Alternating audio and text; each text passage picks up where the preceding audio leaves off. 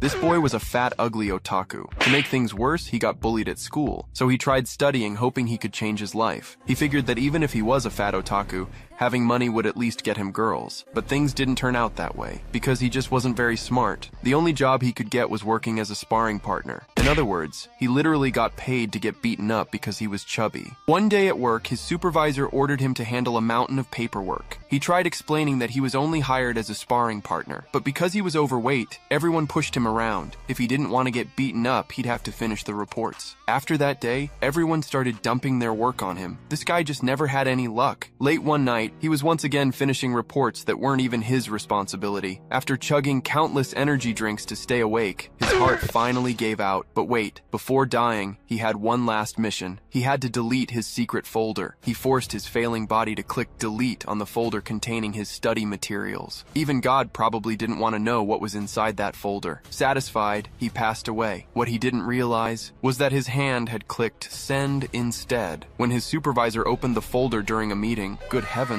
those study materials were definitely study materials. At least he managed to ruin his supervisor's life before dying, and that was how he was reincarnated as a bald baby on the continent of Dongzhou 10 years later. Instead of becoming fat again, he possessed unmatched strength. He basically became the Murim world's version of Saitama, and the girls absolutely adored him. Not even the fox girl could believe he had lifted an entire mountain. To him, it was nothing more than a simple training exercise. He had reincarnated as the young master of the demonic sect, but since the sect had fallen into decline, he lived in hiding on a mountain with a fox girl. His training was unbelievably intense. After being traumatized by being overweight in his previous life, he trained for 10,000 years. At that point, no monster could stand against him. With one ordinary punch and a casual drag across the ground, he destroyed a gigantic snake. Now they had enough food for several days. The fox girl became even more impressed. Just then, a man came flying in, standing on top of a sword. Yes, literally standing on a sword. He demanded to know how the protagonist dared steal his prey. Maybe he was a survivor of the demonic sect. The protagonist denied it every way he could, but the swordsman refused to believe him. He leaped into the air in a rather awkward pose, legs spread wide. It didn't matter. The protagonist casually stopped the flying sword as if it weighed nothing. Then,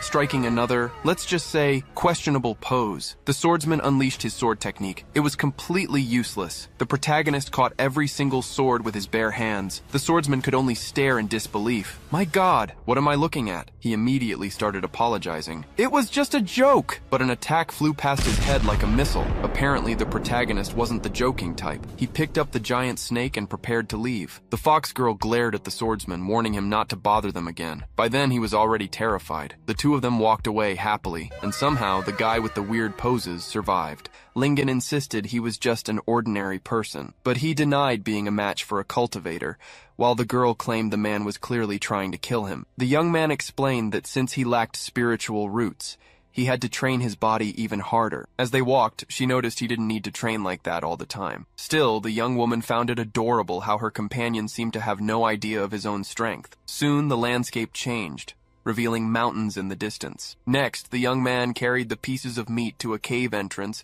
and announced he was going in. However, a sign at the entrance warned of a demonic presence and unforgivable crimes. Inside, a large bowl was placed over a fire. Suddenly, an imposing man emerged from the shadows, threatening death to anyone who dared invade the demonic sect's territory. However, unfazed, Wu Lingen simply announced with a smile that he had brought snake meat. Right after, the group's expression changed completely as they welcomed their young visitor. From behind bars, they all begged for the meat, saying it smelled great and that they were starving. Then, the young man explained that despite their appearance, these were uncles who cared about him. Even so, the group's leader just turned his face away, displeased. At that moment, Wu Di, the sect leader, asked if the boy still considered him a father, since he hadn't seen him in 3 hours. But his son explained that hunting and preparing the food had delayed him, though his father retorted that he knew what was happening outside. Next, The elder accused the girl of trying to convince him to go down the mountain again, but the boy denied it. The leader's response was a shout, absolutely refusing the request. The reaction left both the son and Xiaoyu surprised. Even after being sealed for 20 millennia, Wu Di claimed he still remembered the cunning of the righteous people. With that, he asked if the young man wanted his own father to bury him, causing the boy to apologize. However, he hesitated for a moment before continuing. Then, the patriarch exploded, yelling that he'd been hearing the same excuses for 20,000 years. His son's attitude left the man completely speechless. Still, Lingen declared he no longer wanted to stay in the forest, even if it meant being hunted or killed. The other members called him naive, reminding him that he was the last of their family and that leaving would be suicide. Just then, Xiaoyu interrupted the argument to tell them they had encountered a righteous cultivator, and she revealed that her companion defeated him with a single punch, though he tried to say it was just a misunderstanding. Hearing that, Wu Di silently wondered if the boy had really become that strong, but still he shouted that the boy was still just an ordinary person with no spiritual roots. He then asked how his son would face stronger cultivators, which worried the girl. With that, his father warned him not to think he was invincible just because he'd beaten a few enemies. But the young man replied that he never claimed to be invincible and wasn't interested in that. His true goal, he revealed,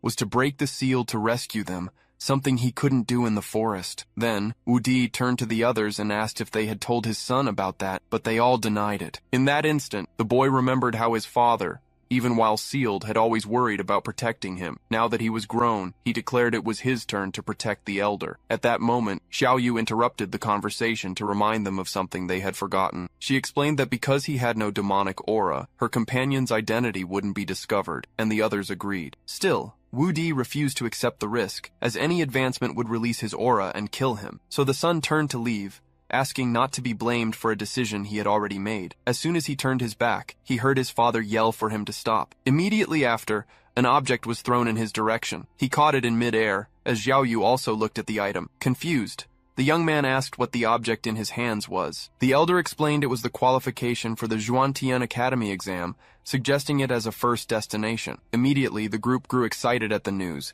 since the academy was famous for training golden core level cultivators. Then, Xiaoyu questioned the decision, but Wu Di argued that the most dangerous place was also the safest. With that, the young man understood that he would find countless cultivation paths there, and might find one for himself. He then began to pack his belongings into a large bundle. Soon, he emerged ready to leave with a huge pack, announcing his departure for Zhuantian Academy. Curious, the young woman asked how his father had gotten the item, but he refused to answer. Then, Wu Di admitted he could no longer protect his son. Therefore, sending him to the academy was the best way to keep him alive, while the young man consulted a map. In secret, the patriarch spoke to the girl about the mystery surrounding Lingen's body. He then asked her, a near-emperor-level 9-tailed fox, to protect him. Xiaoyu raised her hand, confirming she understood the gravity of the matter. She then asked who would bring them food after she and the boy left. In the background, the entire group froze as they realized the situation. Finally, Wu Di shouted for everyone to eat, as it would be their last good meal. Xiaoyu then said her goodbyes and told him to enjoy the moment. As soon as she turned,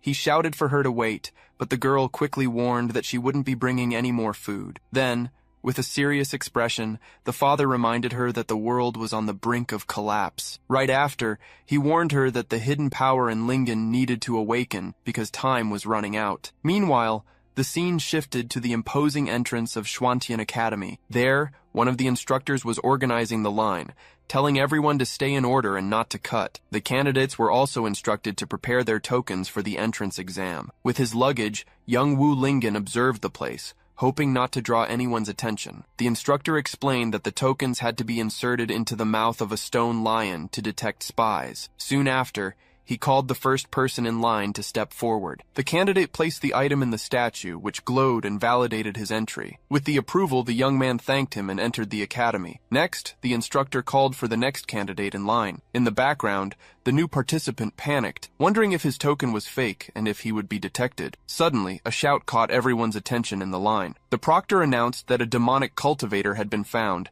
as the statue clamped down on a candidate's hand. One of the onlookers explained that the stone lion doesn't let go when it detects an anomaly, frightening the observer. The captured man begged for mercy, but the instructor ordered the guards to take him away. Right after, the person in charge of the exam and another candidate pointed at the young man, signaling it it was his turn. Then, the instructor called him suspicious because of his backpack and ordered him to insert the token. Repeating it to himself so he wouldn't mess up, he approached the stone statue with a trembling hand. Suddenly, the other candidates felt a tremor run through the courtyard floor. With that, the young man placed his hand inside the stone lion's mouth. The instructor confirmed the admission ticket was in order as the statue began to glow. Just after a sigh of relief, the creature's eyes lit up and a red energy began to emanate from it. In an instant, the statue clamped down hard on his arm with its mouth. The stone lion's head broke off from its base and got stuck on his arm. Then, the rest of the statue's body shattered, surprising the examiner. He just stood there, confused about what had happened, with the head still clamped on his arm. Awkwardly, the young man apologized and tried to fix the damage by gathering the broken pieces on the ground. The instructor then accused him of being a demonic cultivator and ordered his immediate arrest. As he was being restrained by the guards, he tried to argue that his ticket was valid. At that, the examiner explained that the lion automatically attacks when it senses demonic energy. Only then did the young man realize he had been contaminated by demonic aura from living with the others. Suddenly, Xiao Yu's voice echoed through the courtyard, telling everyone to stop. As she appeared, the fox girl questioned the cultivator's careless actions, while everyone wondered who she was. The instructor then asked why a member of a monster clan was meddling in the academy's affairs. At this, the young woman took Lingen's arm and introduced herself as his guardian. The revelation surprised the other candidates, who commented that the boy must have an important background. Next, Xiao Yu suggested that the examiner check the origin of the admission ticket. Looking at the item on the ground, the man recognized it as belonging to the legendary #1 sect in the world. She then explained that the sect was destroyed 20,000 years ago, and Lingen was its sole successor. One of the candidates questioned how the most powerful sect in the world could have been destroyed. Right after, he explained that the sect's name was literally that. With that,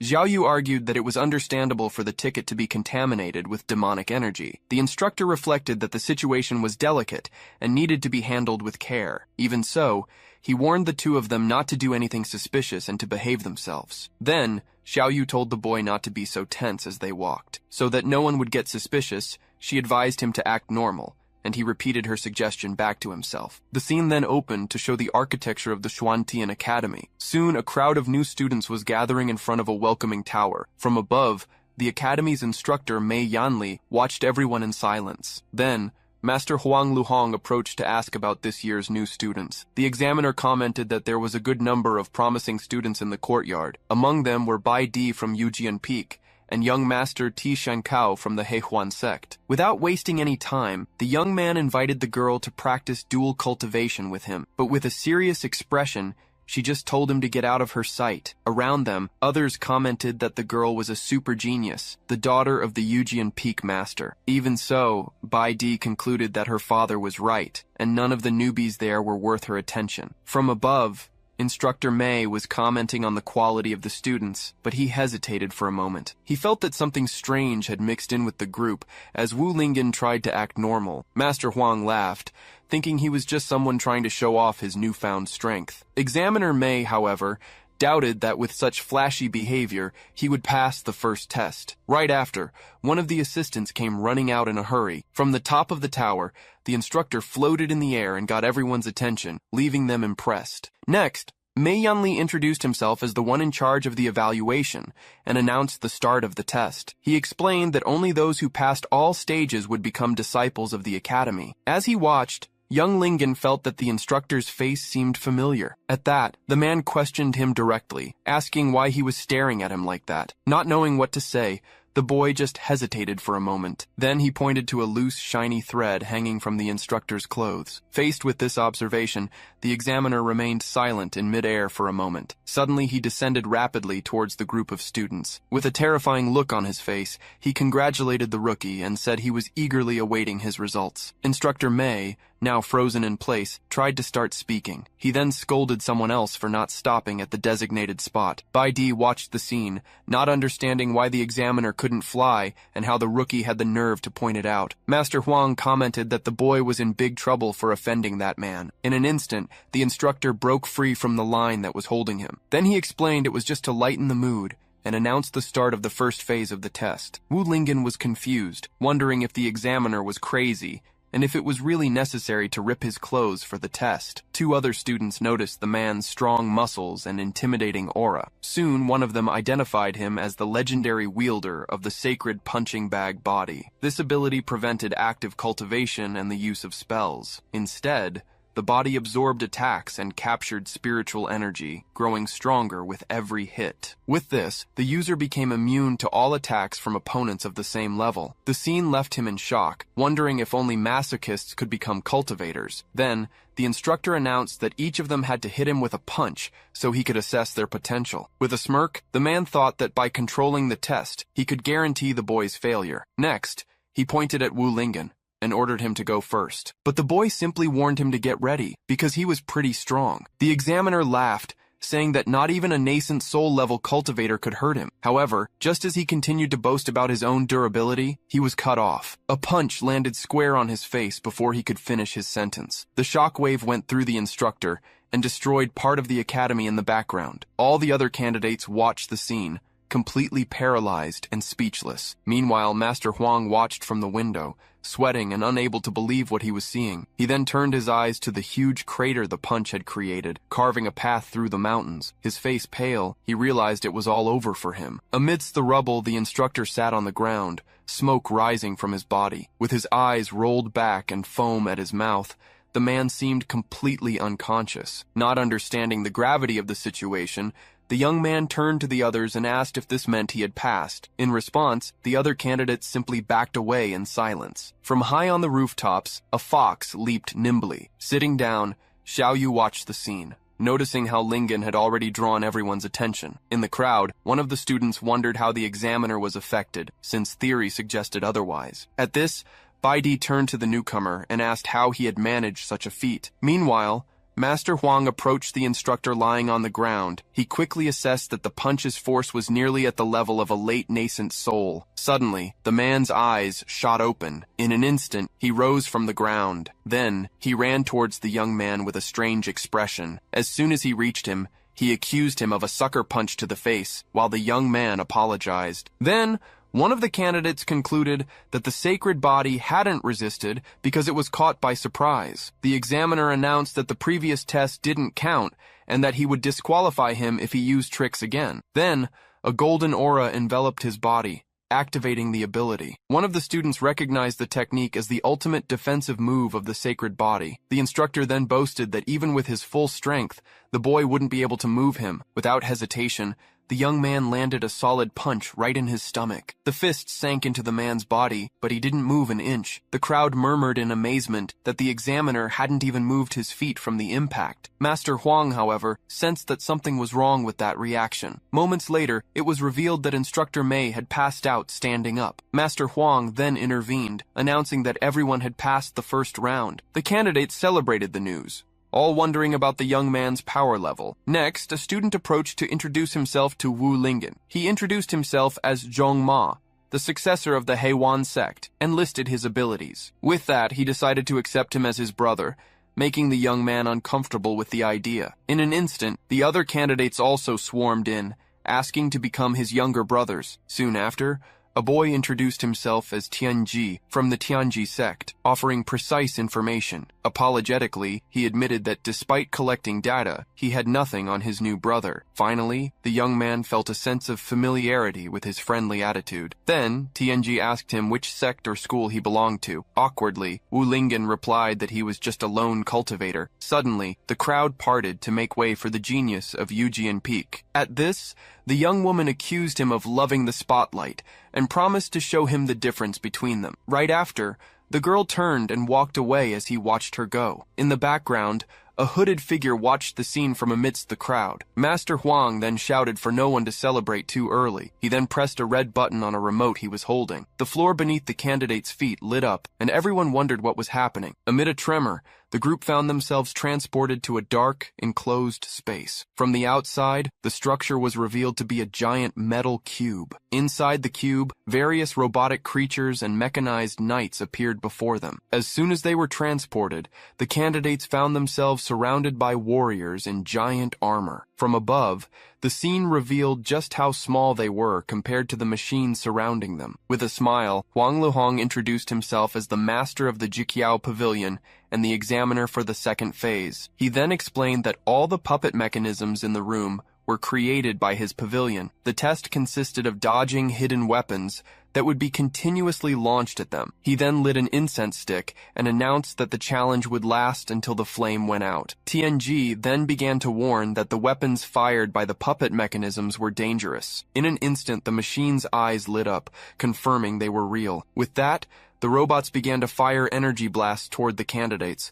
The students ran desperately to dodge the attacks, which exploded all over the floor. The machines continued to fire without stopping. Many were hit by the explosions and gave up on the test almost immediately. From a distance, Huang Luhong noted that the young man from the Heihuan sect was doing well. Zhongma activated his technique and stood motionless as the beams of light curved around him. With a smile, he boasted that no one could hit him from behind with that skill. Right after, a beam of light hit him square in the chest. The examiner just covered his face, pretending he hadn't jinxed it. He then noticed that the girl from the Yujian sect was also surprisingly strong. Suddenly, the cultivator's expression changed as she realized something. Meanwhile, Wu Lingen had buried one of the robots in the ground. He quickly concluded that he wouldn't be hit that way. The furious examiner then shouted that the test was about speed, and was not meant to be misinterpreted. The examiner threatened him with disqualification if he broke any more marionettes, but he simply apologized. At that moment, young Bai Di recalled her father's advice. Suddenly,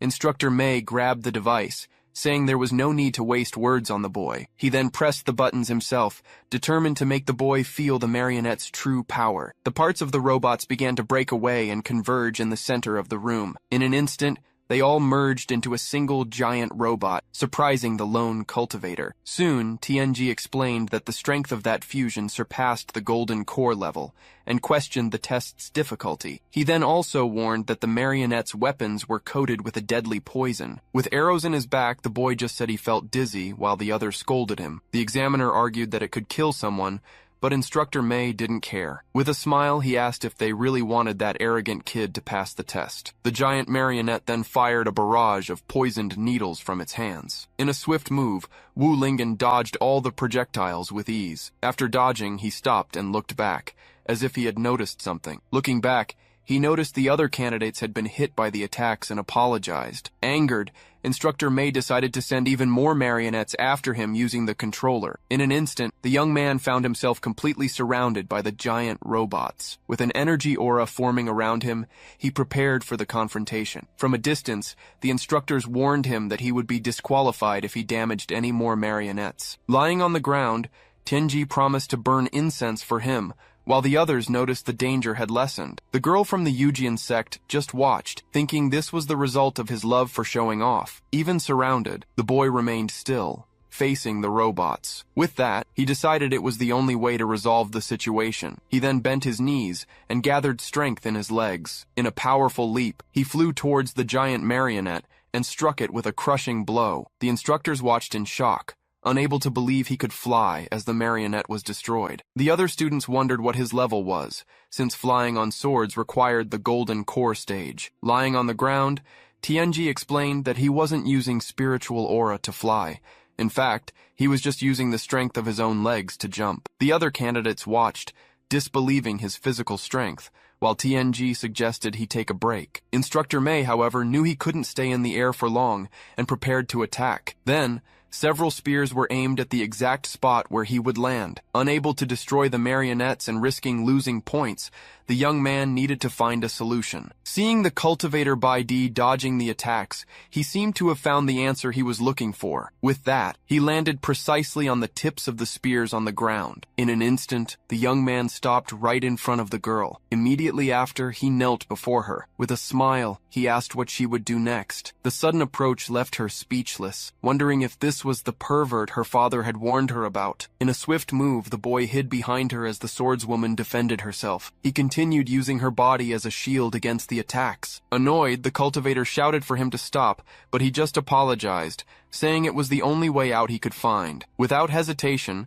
the young woman tried to strike him with her blade. With that, she decided she would take him down first, before anything else. Attacked by projectiles and his partner at the same time, the boy cried out for help, realizing he was trapped. Lying on the ground, TNG gave a thumbs up, impressed by Lingen's ability to dodge the blows. From a distance, Instructor May laughed as he controlled the attacks, wondering how the two of them would escape. At that, the cultivator looked at the instructors and noticed the incense stick was almost burnt out. In an instant, an idea sparked in his mind as he observed the examiner. He then stopped running and turned to face Bai Di as arrows flew towards him. Right after, he filled his lungs with a deep breath. The instructors watched the scene, unsure if he was preparing to die. As he blew, a massive gust of wind created a vortex that pushed everyone back. The force of the gust dragged the other candidates across the arena floor. Even so, Instructor May held the controller tightly, believing it was all just a bluff. The wind was so strong it even made their hair stand on end. The examiner warned him not to think he'd pass the test,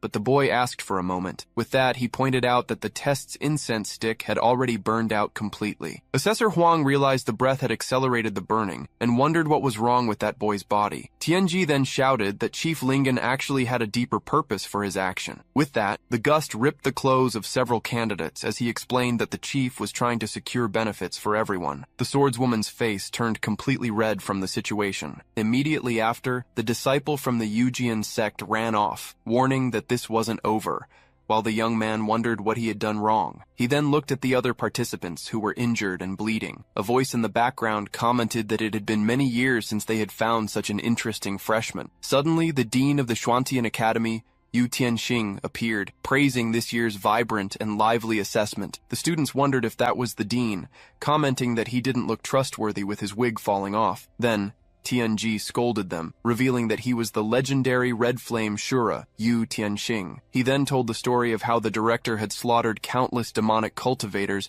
and dyed his hair with their blood. Even so, the other candidates didn't seem very impressed by the tale. One of them then questioned why his red hair was fake if the legend was true. The dean turned to the young man and asked for his name, and he replied that it was Wu Lingen. From a rooftop, Xiao Yu watched the scene. Worried, the young woman wondered why the dean had appeared so suddenly and how she could fix the fact that Lingen had offended him. With that, she contacted him mentally, and the young man heard her call. She then instructed him to put the director's wig back on before he noticed. Instructor May tried to apologize on the boy's behalf, asking his superior for magnanimity. The dean, however, retorted by questioning the instructor's own lack of skill. Meanwhile, the wig continued to slip off the master's head. In an instant, the young man prepared to act. With a swift move, he jumped and placed the wig back on the dean's head. The elder was impressed by the speed of the movement, which was almost unnoticeable. With a smile, the cultivator said he just picked up something the dean had dropped and that no thanks were needed. Instructor May tried to get Director Yu's attention to warn him. Suddenly, the dean appeared with several darts stuck in his head. From the rooftop,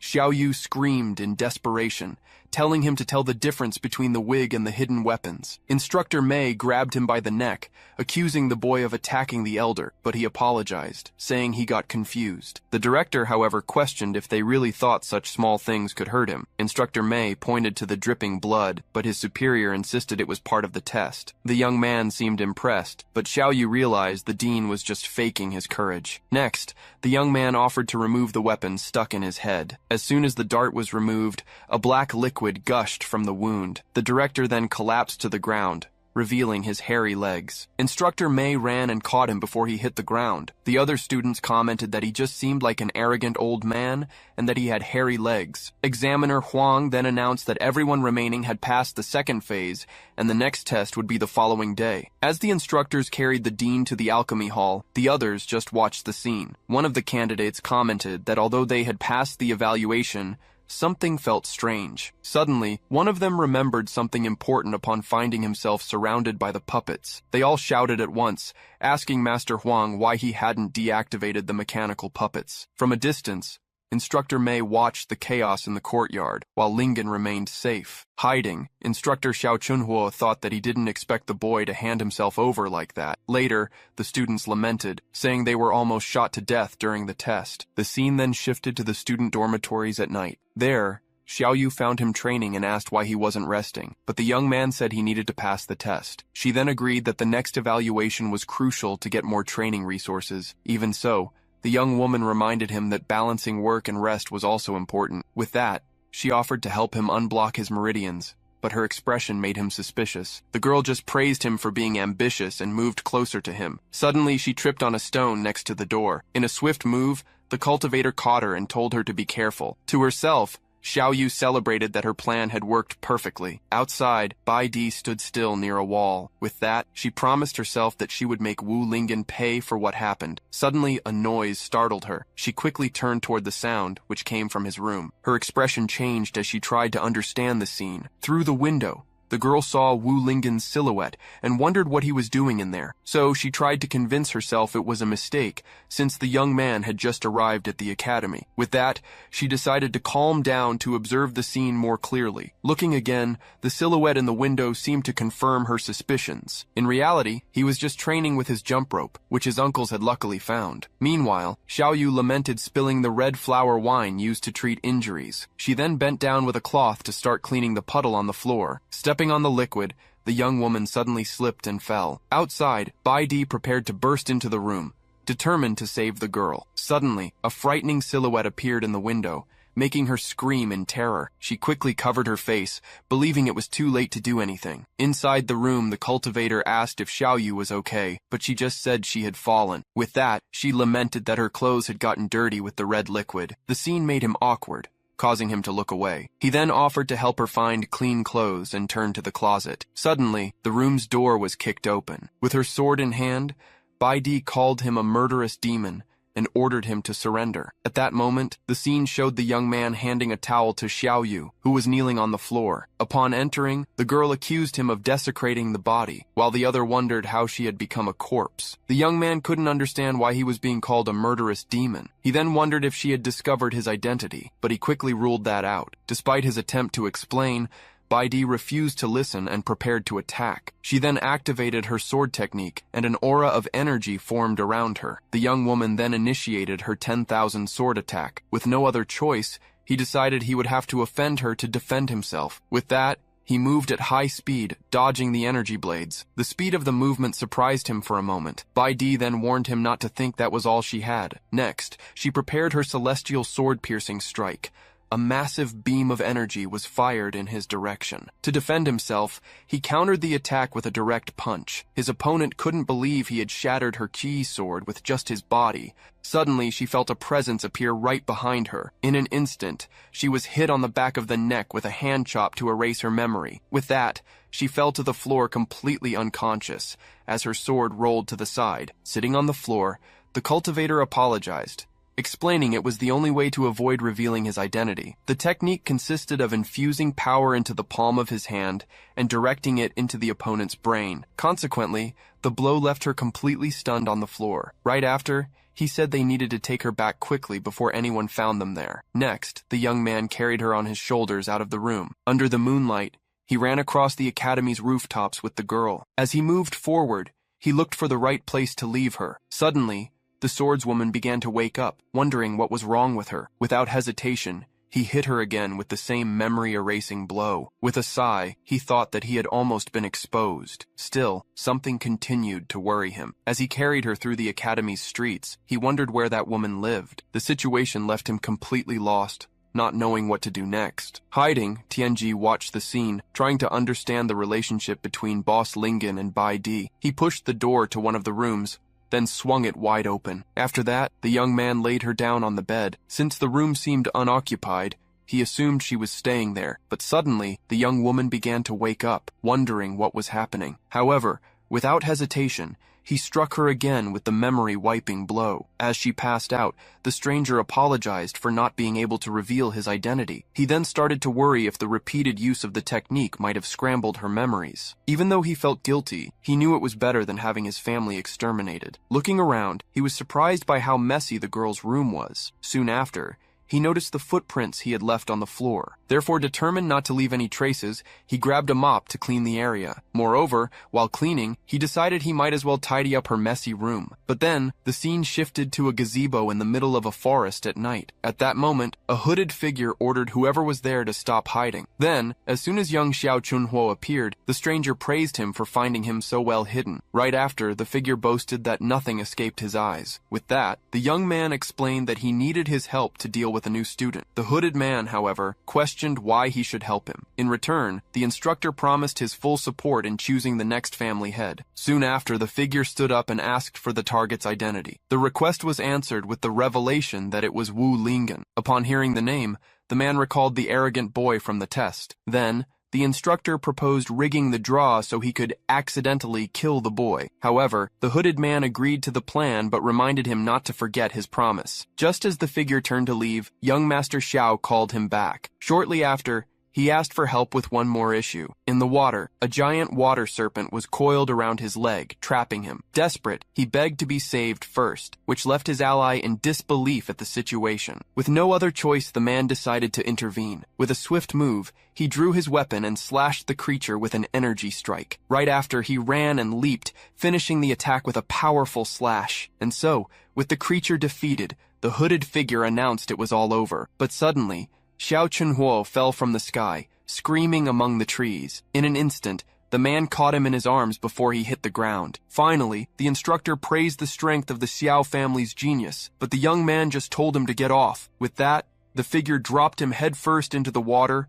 and walked away. Soon after, the spirit of Master Dan appeared, and the hooded man warned him that Wu Lingen wasn't so simple. The master agreed, admitting that the power the young man displayed would be difficult even for him to handle in his prime. Even so, the man boasted, claiming that no one in this world could defeat him. He then revealed he was a time traveler named Xiao Huohuo. In his original life, he was just an ordinary student on Blue Star. After a traffic accident, he ended up transmigrating into the world of cultivation. Soon after, he became a seemingly insignificant young master of the Xiao family. One day, while tending to the cattle, he tripped and fell into manure. It was at that moment that he found the ring housing Master Dan, beginning his journey to power. With a protagonist's story like this, he felt confident that all opponents were just stepping stones on his path. Furthermore, Huohuo claimed that, even with no hard feelings, Wu Lingen was destined to be defeated by him. Meanwhile, elsewhere, the young man suddenly sneezed, not understanding why. After finishing the cleaning, he decided the room was tidy, and it was time to leave. With that, he opened the wooden door. After saying his goodbyes, he left, while Bai Di continued to sleep. Standing in front of his room,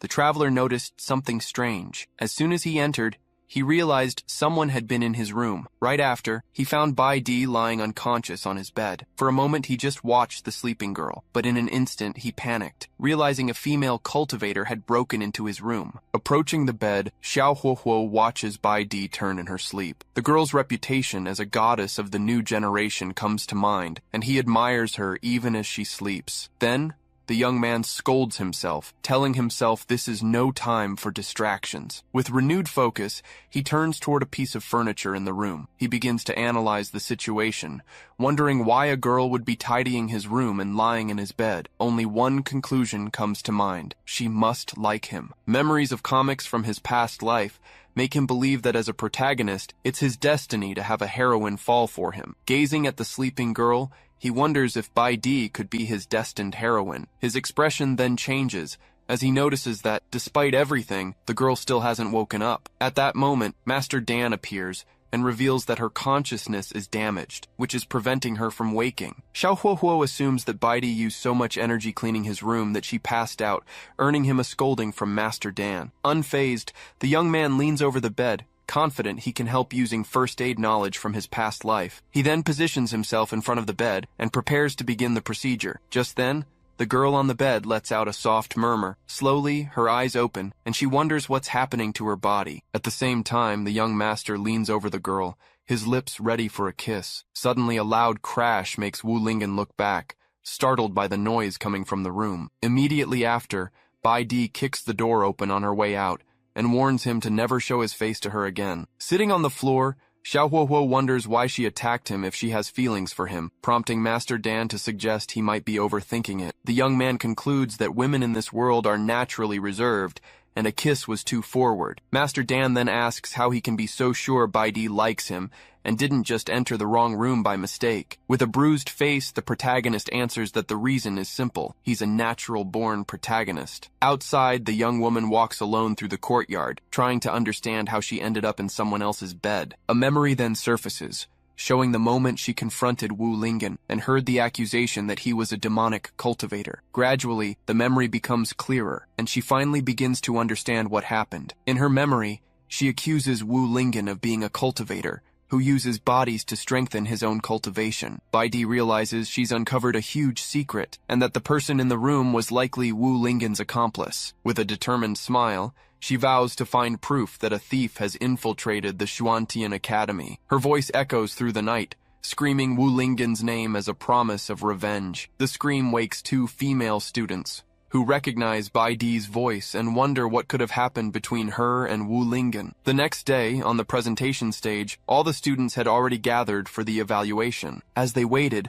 some began to complain that the evaluation hadn't started and no instructors had shown up. Far away, Wu Lingyan continued his intense training, determined to push himself even harder. When Tushan Xiaoyu tried to reassure him about the test, he replied that he couldn't afford to relax. In the crowd, Bai Di watched the scene and criticized Wu Lingyan for still showing off. Other students noticed her reaction, recalling that Bai Di had screamed Wu Lingyan's name the night before, and they wondered what happened. With a smile, Tianji approached and hinted that none of them knew the real story behind the incident. Shortly after, he began to explain that the relationship between the two was deeper, preparing to tell what he saw last night. Before he could continue, a blade was pressed against his neck, cutting the gossip short. Right after, Xiao Huohuo appeared from behind and threatened him not to slander Bai Di, making the boy agree instantly. With the warning given, he walked away, leaving Tianji on the ground. The crowd commented on his sudden reaction, assuming he was just a huge admirer of Bai Di. Ignoring the comments, Xiao Huohuo reminded himself that she was his destined heroine, while Master Dan simply observed his confidence. Suddenly, an authoritative shout demanding silence echoed throughout the presentation area. With the arrival of Mei Rengxing, all the students, including Wu Lingyan, turned toward the stage. Next, instructors Mei Yanli, Yu Tianxing, and Huang Luhong took the stage, and the third evaluation was announced. Mei Yanli explained that the round would be a real combat test, where performance would determine which class each student would be assigned to. After that, she announced that Dean Yu Tianxing would personally evaluate the entire process. Beside Wu Lingyan, Tushan Xiaoyu commented that the dean seemed to have changed his wig, but was scolded to keep his voice down. The dean seemed to notice the whisper, but just confirmed that he understood the instructions. Then, one of the instructors pressed a button and announced that the third round would be a combat test, in which candidates had to draw their numbers. With that, the students formed a line in front of a penguin-shaped machine to get their numbers. Wu Lingyan watched the others approach as he waited for his turn in line. When his turn came, he put his hand inside the machine's opening to grab a number. Seeing the perfect chance, Mei Yanli took the opportunity to throw a piece of metal with paper attached toward the boy. Not understanding what had just happened, he looked at his hand. In his palm, the paper with the number 38 was torn and attached to a sharp piece of metal. From a distance, Mei Yanli watches the scene with a satisfied smile. Shortly after, he turns to Xiao Huohuo and confirms he made the target pick the rigged number. The instructor brags about his skill, but is cut off by a bloody cough. The hooded young man advises him to stop talking. Then, Xiao Huohuo shows his own number, 36, and asks if the plan failed, since he's not in the same group as the boy. With an air of superiority, the hooded man states that he hasn't understood the real strategy. Mei Yanli explains that Wu Lingyan seems to have some cultivation technique, so he preferred to have someone else test his skills first. Just then, the young man notices a large shadow approaching and turns to face his opponent. A giant man with the number 37 appears before him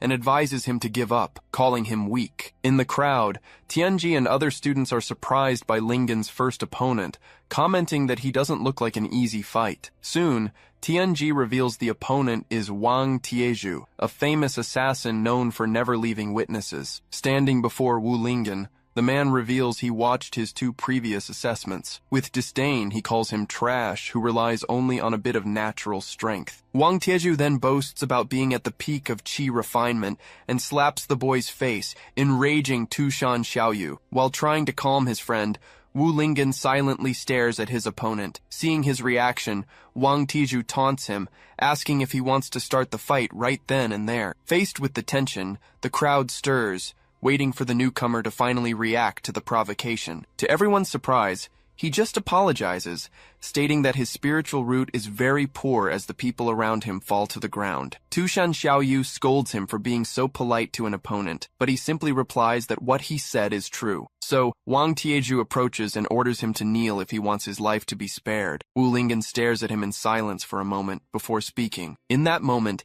he states that even though he is weak, he has reasons that compel him to keep fighting. The assassin then warns him to prepare for defeat in the arena and turns to leave. As he walks away, Tushan Xiaoyu praises Wu Lingen's attitude, who looks at her confused. Far away, Wang Tieju reminds Mei Yanli of their deal to get into the upper class if he kills the boy. With a smile, the assassin walks away, promising to make the newcomer understand his true power. Mei Yanli just comments that he hopes Wu Lingen isn't eliminated in the first round. Soon after, Mei Renxing announces the end of the drawing and calls the freshmen for the first fight to the arena. The first to be announced is number 1, Bai Di, to the crowd's delight. Next, number 2, Zhong Ma, enters the arena and proposes dual cultivation, angering the crowd. As everyone threw objects, Zhong Ma dodged confidently, warning that sneak attacks from behind didn't work on him. A moment later, he was hit squarely on the head, completely breaking his composure. The food was deflected, but ended up hitting instructor Mei Renxing, who was covered in food while Zhong Ma apologized. From a distance, Xiao Huohuo and Mei Yanli just watched the chaos unfold in the arena. With a serious look, the hooded young man stated he would remember Zhong Ma's name for coveting the woman who was his. Mei Yanli asked how he got close to her so quickly, to which the mysterious youth replied it was the effect of his protagonist's aura. To end the mess, Dean Yu Tianxing coughed and ordered the match to begin immediately. So the instructor let go of Zhong Ma, still covered in the remains of the crowd's food. Standing on the other side of the arena, Bai Di simply commented that this was exactly what she wanted. Therefore, Zhong Ma declared he would show his true skills to finally win her over. Then, he prepared to execute one of his most powerful techniques. Using Shadow Clone, he created multiple copies of himself which spread across the arena. Tianji explained that the technique created clones with rapid movements, but Wu Lingen didn't seem impressed. Surrounding his opponent, the clones taunted her, saying she'd never beat him if she couldn't find the real body. Bai Di just watched in silence for a moment. Suddenly, all the clones vanished, leaving only Zhong Ma's legs in the middle of the arena. With a swift move, the young woman lands a precise kick on her opponent, who asks if she thinks he's an idiot. In that instant, he writhes in pain and accuses her of using a despicable low blow. With a smirk, the young man begins to reveal that not everything is as it seems. Soon after, Zhong Ma shows a protective metal plate, explaining that because he has harassed others, he was already prepared for this kind of attack. Seeing his kindness was rejected, he decides he'll no longer be merciful and starts gathering energy in his hands. As the energy sphere is launched towards Bai Di, he has to dodge the swift attacks from her clones. In the audience, Wu Lingen asks why he didn't just launch the chi sphere directly to attack. To this, Tianji explains that a cultivator's level determines the range and power of their chi, and that just condensing it is already an impressive feat. Hearing the explanation,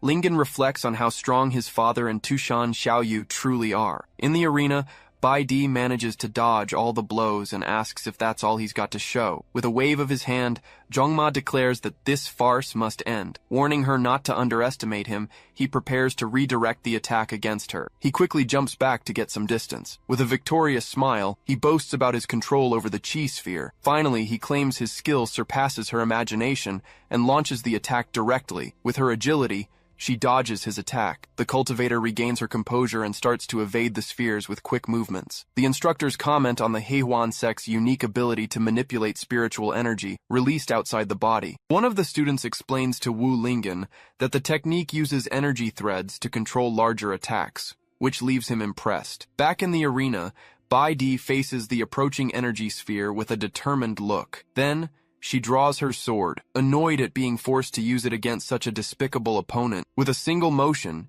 she declares it a disgrace and slices the energy sphere in half. The impact of the slash travels in a straight line and hits her opponent head-on. Suddenly, Zhong Ma's protective metal plate shatters, leaving him completely shocked. Shortly after, he falls to his knees, impressed that she destroyed his attack and even more convinced that she is the right woman for him. From the impact, the young man faints and collapses onto the arena floor, defeated. Wu Lingen watches the scene, confused about how the energy was being controlled. Instructor Mei Rengsing then announces that Zhongma has lost the ability to fight and declares Bai Di the winner. While the crowd celebrates Yu Jianpeik's victory, the swordswoman remains standing in the center of the arena. Beside Tushan Xiaoyu, the young man wonders if this is what battles between cultivators are like. Suddenly, a girl appears, holding a huge chicken leg. At the sound, Lingen turns to see what happened. The pink-haired girl then recognizes Bai Di, expressing her admiration for the #1 cultivator of the new generation. She then comments that she'd also like to be that strong one day. The newcomer approaches Wu Lingen, who is surprised by her height. She accidentally bumps into Tushan Xiaoyu, who is shocked by the impact. In that instant, the fox assumes this is the kind of thing Lingen likes. The pink-haired girl notices the young man's gaze and figures he's hungry. Seeing everyone's reaction, she offers the meat and asks if he isn't craving something else. Even while scolding himself, Wu Lingen admits he's hungry from training and accepts the chicken leg. Tushan Xiaoyu panics, not knowing what to do when she realizes he really wanted the food. She can't believe a stranger understood Lingen's desires better than she did. Meanwhile, the instructor orders Zhang Ma to be removed from the arena so the next candidates can prepare. With his mouth full, Wu Lingen asks for the name of the girl who fed him. With a smile, she introduces herself as Murong Chan, a student who joined the academy the previous year. Tushan Xiaoyu asks if she's a senior, but the young woman replies that's not quite it while hiding behind the meat. Murong Chan then explains she actually had to repeat a year due to her low grades and came to take the placement exam. As she eats,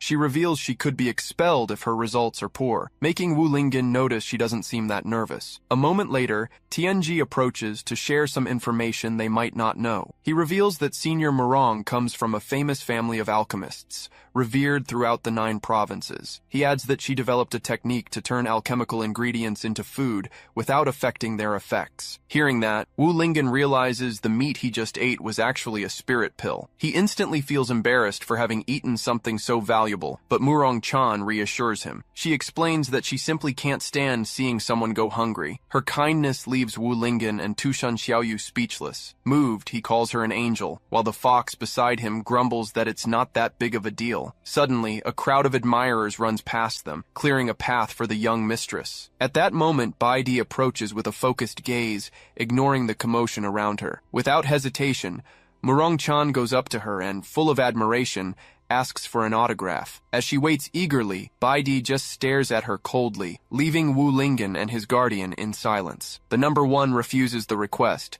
but advises him to be careful when choosing his friends. She then turns to Wu Lingen and vows to find out the truth about what he did the previous night. As she walks away, the crowd begins to speculate whether what Tianji said about their relationship was true. Because of this, Murong Chan asks if he's really close to Bai Di, but the young man replies that he just knows her. Ignoring his answer, she grabs his hand and asks him to introduce them, as she wants to become as strong as the senior. Suddenly, Instructor Mei Rengsing's voice echoes, calling Murong Chan's name twice. From the stage, he scolds her for not hearing the call and tells her to hurry up for her match. As she runs, the girl asks Wu Lingen not to forget her message, and he agrees to try. At this, Tushan Xiaoyu advises him to stay away from her, but he replies that he thinks she's a good person. He then reflects that someone who cares so much about a stranger can't be a bad person. On stage, the instructor reminds her that this is her last chance to retake the exam. The girl then takes a deep breath to prepare for combat. With a determined look, she tells herself she needs to win at least one fight to stay. Then, the thought of having to go back to a dark place terrifies her. The instructor then announces the next fight and calls for number 36 to come to the stage. In response, a hooded figure begins to walk toward the stage. Murong Chan watches her opponent approach, and her expression changes to one of complete surprise. Lowering his hood, Xiao Huohuo reveals his face with a smile and announces that he's here. With both sides in position, the instructor prepares to start the match. Meanwhile, the two opponents face off with serious expressions, ready for combat. In the upper seats, Yu Tianxing and Huang Luhong wonder how the young woman from the Murong family ended up in the freshman test. Soon, the stern-toned young man explains that she failed almost every assessment, even the alchemy test, and will likely have to repeat the year. Because of this, they both conclude that if the upperclassman doesn't win a single match, they might have to send her back to her family. Then Tianji remarks to Wu Lingen that despite preparing powerful medicinal foods, the girl has no combat skills. In the center of the arena, the instructor gets into position again to give the signal. Then, With a backward leap, he announces that the match has begun. With her fists clenched, the Murong heiress tells herself that she absolutely cannot lose. Her opponent, on the other hand, comments that he didn't expect to fight such a cute girl. Right after, the young man imagines he'll win easily with his vast experience. Even more confident, he fantasizes that after the fight, both she and Bai Di will be impressed by his strength and join his harem. At that moment, the girl charges forward with a yell and throws a straight punch. Her fist lands squarely on the young man's face, catching him by surprise. The impact sends him flying backward as his opponent gives him no rest and launches another attack. Wu Lingen then asks why that idiot is just standing there smiling, while Tushan Xiaoyu suggests he must be thinking of something happy. Inside his mind, Master Dan scolds him for daydreaming, but the fighter insists he'll win because he's the protagonist. Back in the fight, the Murong upperclassman rushes forward and throws another straight punch at her rival's face. At the last second,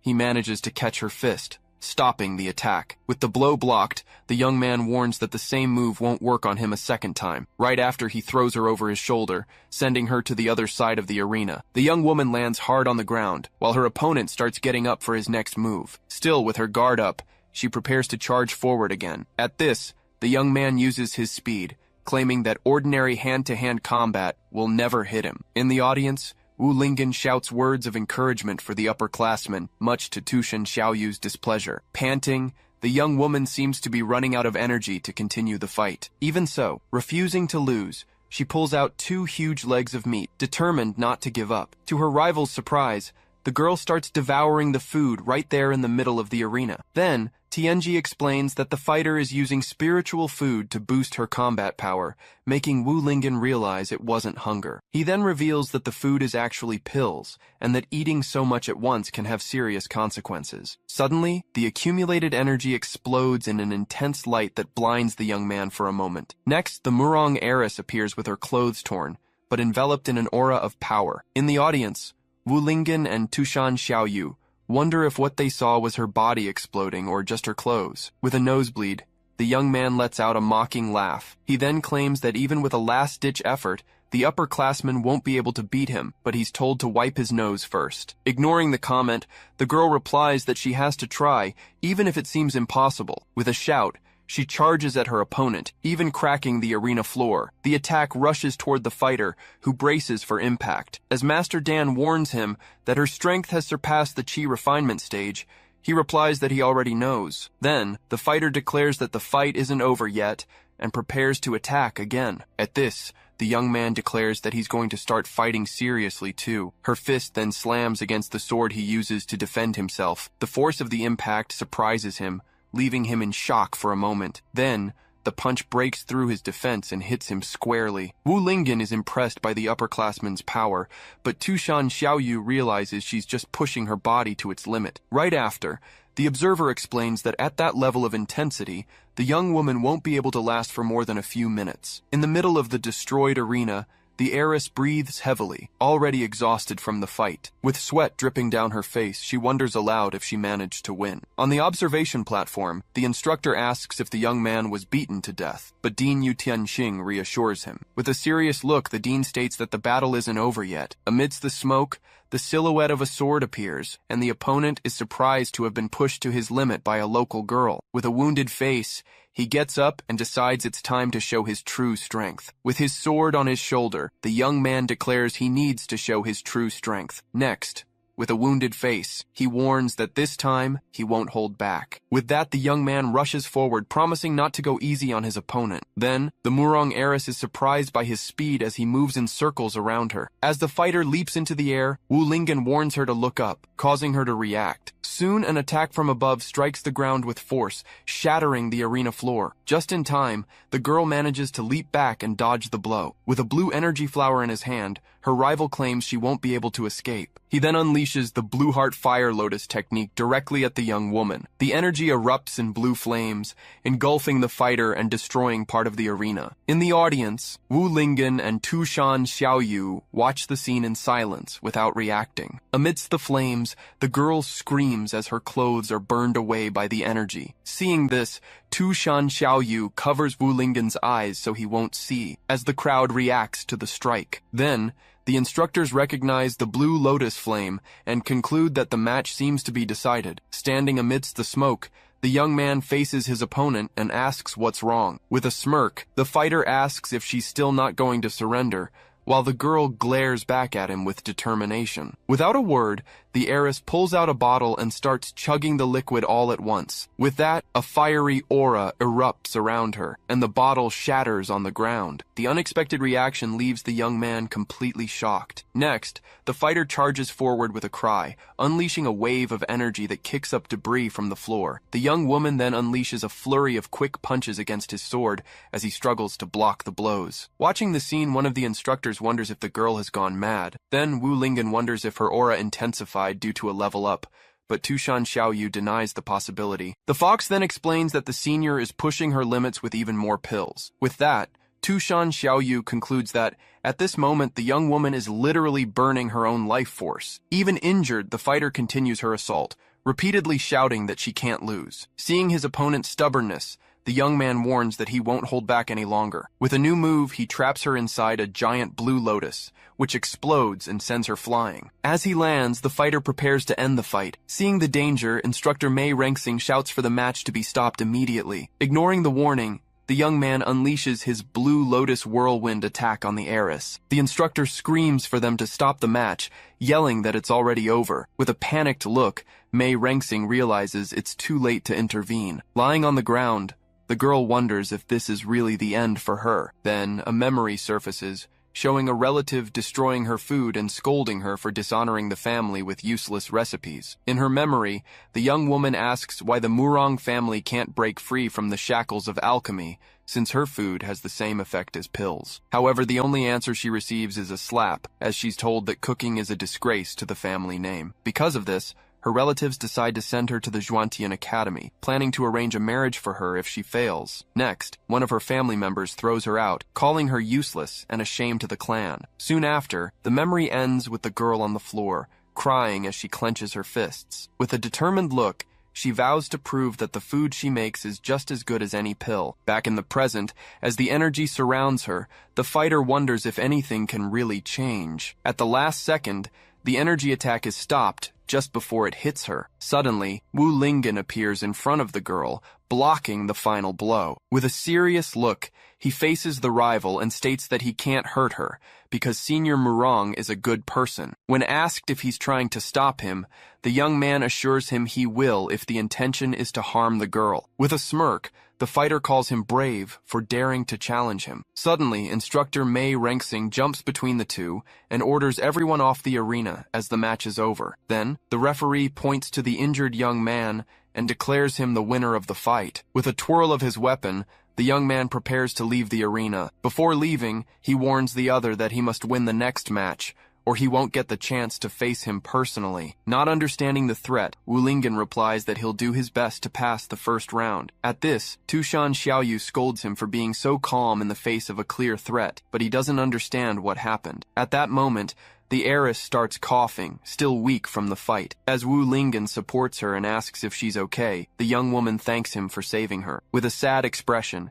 she laments not being able to win a single round, even after giving it her all. Then the girl starts to cry out of frustration. Suddenly she throws up, and a startled Wu Lingen tells Tushan Xiaoyu to quickly get some healing pills. As he holds her in his arms, he tries to calm her down, but the fighter insists she's fine. She then explains she just ate too much, causing Tushan Xiaoyu to complain about how disgusting the scene looks. Wu Lingen kindly offers to help the veteran Murong get down to rest, and she thanks him. Before they can leave, instructor Mei Rengsing stops them and asks where the boy thinks he's going. He then informs him that it's now his turn to fight in the arena. The evaluator then reveals that his opponent is Wang Tieju, who stares at him with a contemptuous smile. Wu Lingen asks Tushan Xiaoyu to take the heiress off the stage, and the young woman wishes him good luck. While supporting her, the fox complains in her thoughts about having to take care of that foolish woman. Mei Rengsing immediately orders both sides to prepare for combat. In the arena, Wu Lingen faces his adversary,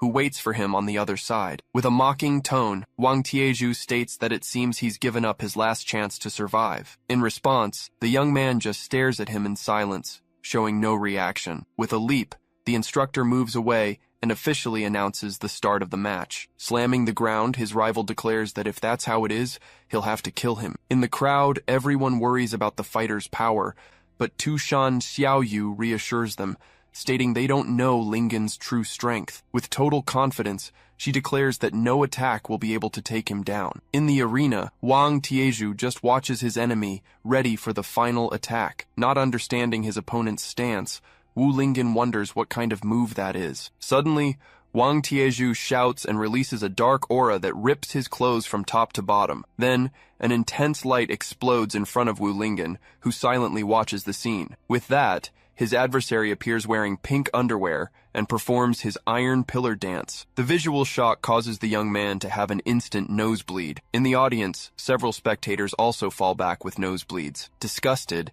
Tianji explains that the move is so nauseating that people can't even stand up. Instructor Huang Luhong comments that using such a visually aggressive move is a disgrace to the academy. Dean Yu Tianxing corrects him, stating that the visual effect is just a distraction. He then asks if he hasn't noticed that something is wrong with everyone in the audience. Kneeling with a hand on his stomach, Wu Lingen feels nauseous and can barely stay upright. Seizing the opportunity, Wang Tieju leaps with his weapon and yells for him to die. The pillar hits the ground hard, kicking up a cloud of dust and debris. Though weakened, Wu Lingen manages to jump away and dodge the attack. With a snarl, Wang Tieju prepares to attack again, leaving no chance for escape. With a spinning motion, his rival performs his iron pillar whirlwind dance around Wu Lingen. In the crowd, the spectators can't take it anymore, covering their eyes and vomiting from nausea. Next to Tushan Xiaoyu, the heiress suddenly seems to understand what's happening. She then explains that the disgusting display is just a distraction for the real trick, the toxic smoke released from the iron pillar. With a victorious smile,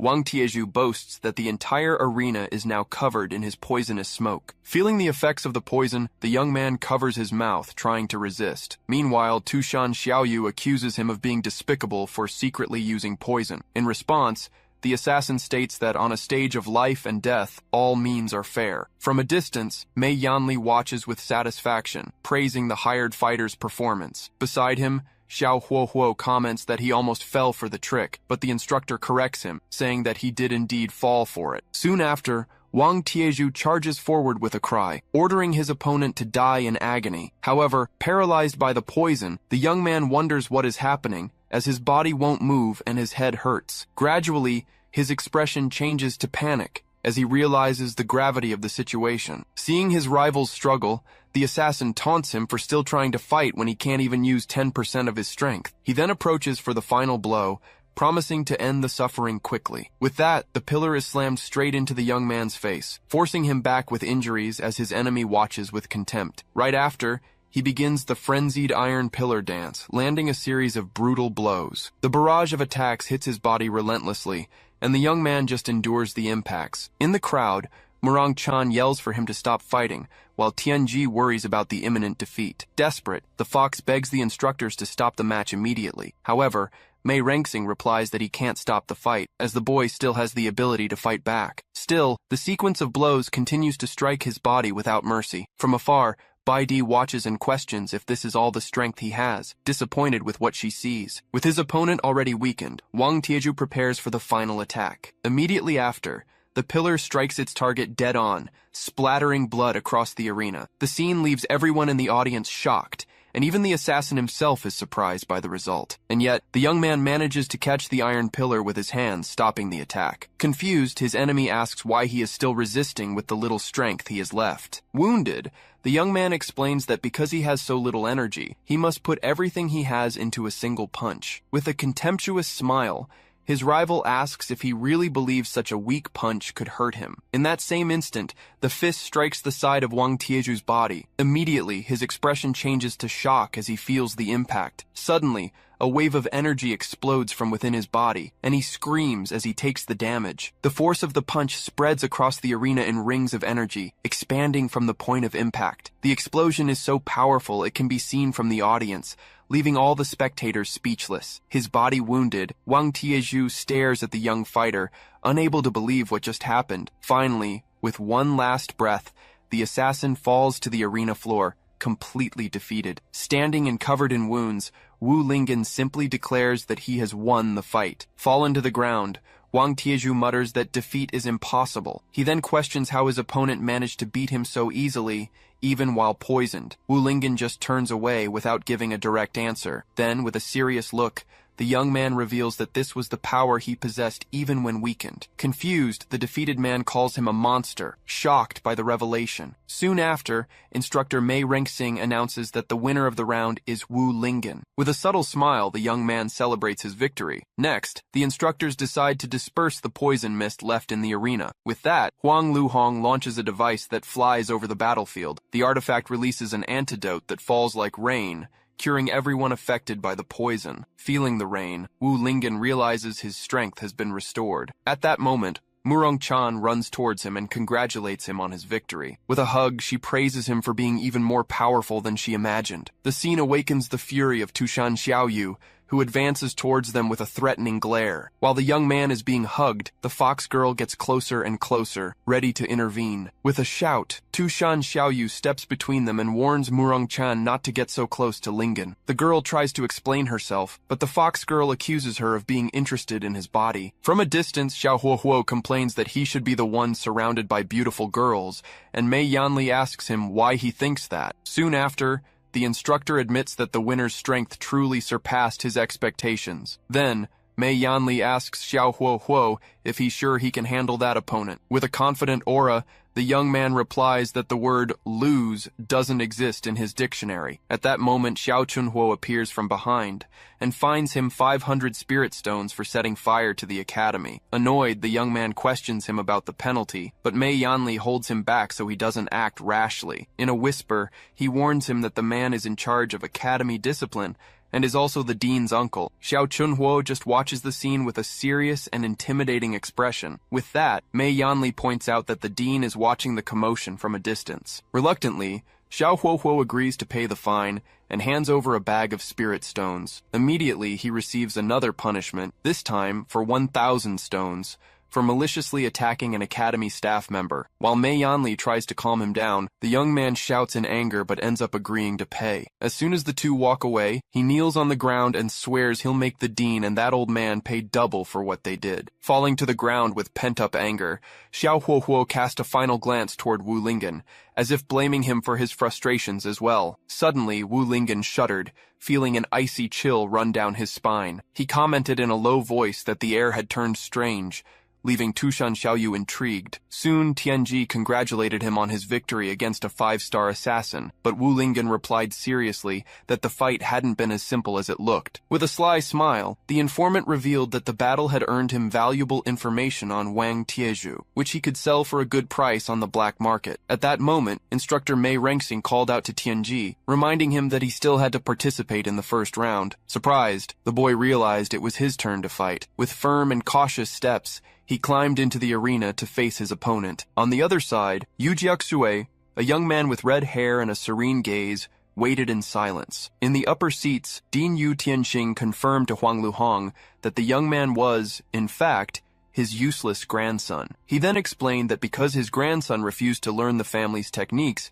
he had no choice but to send him to the academy. In the audience, the revelation caused a stir among the students, who whispered about the competitor's identity. While Wu Lingen's group showed concern, Tianji remained calm and declared that his boss was underestimating him. With his book in hand, he stated that even without great combat skill, intelligence could make up for the difference in strength. Facing Yu Jiaxue, he revealed that he already had a lot of information on him, since he was the dean's grandson. Confidently, he declared that by using the secret techniques of the Tianji sect, he would never go down without a fight. As soon as the instructor announced the start of the match, the two stared at each other intensely. Soon, Tianji activated his divine technique, and a celestial eye opened on his forehead. Surprised, Tushan Xiaoyu explained that it was a secret skill of the Tianji sect, mastered by few, capable of seeing the future. Observing Tianji's stance, she commented that he had really been saving an ace up his sleeve for this moment. Meanwhile, Yu Jiaxue prepared himself, curious to see the power of that technique. Concentrating, Tianji initiated the Tianji deduction. The technique revealed an 85% chance that Yu Jiaxue would open the fight with an earth attack. Immediately after, Yu Jiaxue used earth and rock thrust, forcing Tianji to jump quickly to dodge. From a distance, Yu Jiaxue watched as the boy balanced himself on one of the rocks. With a confident smile,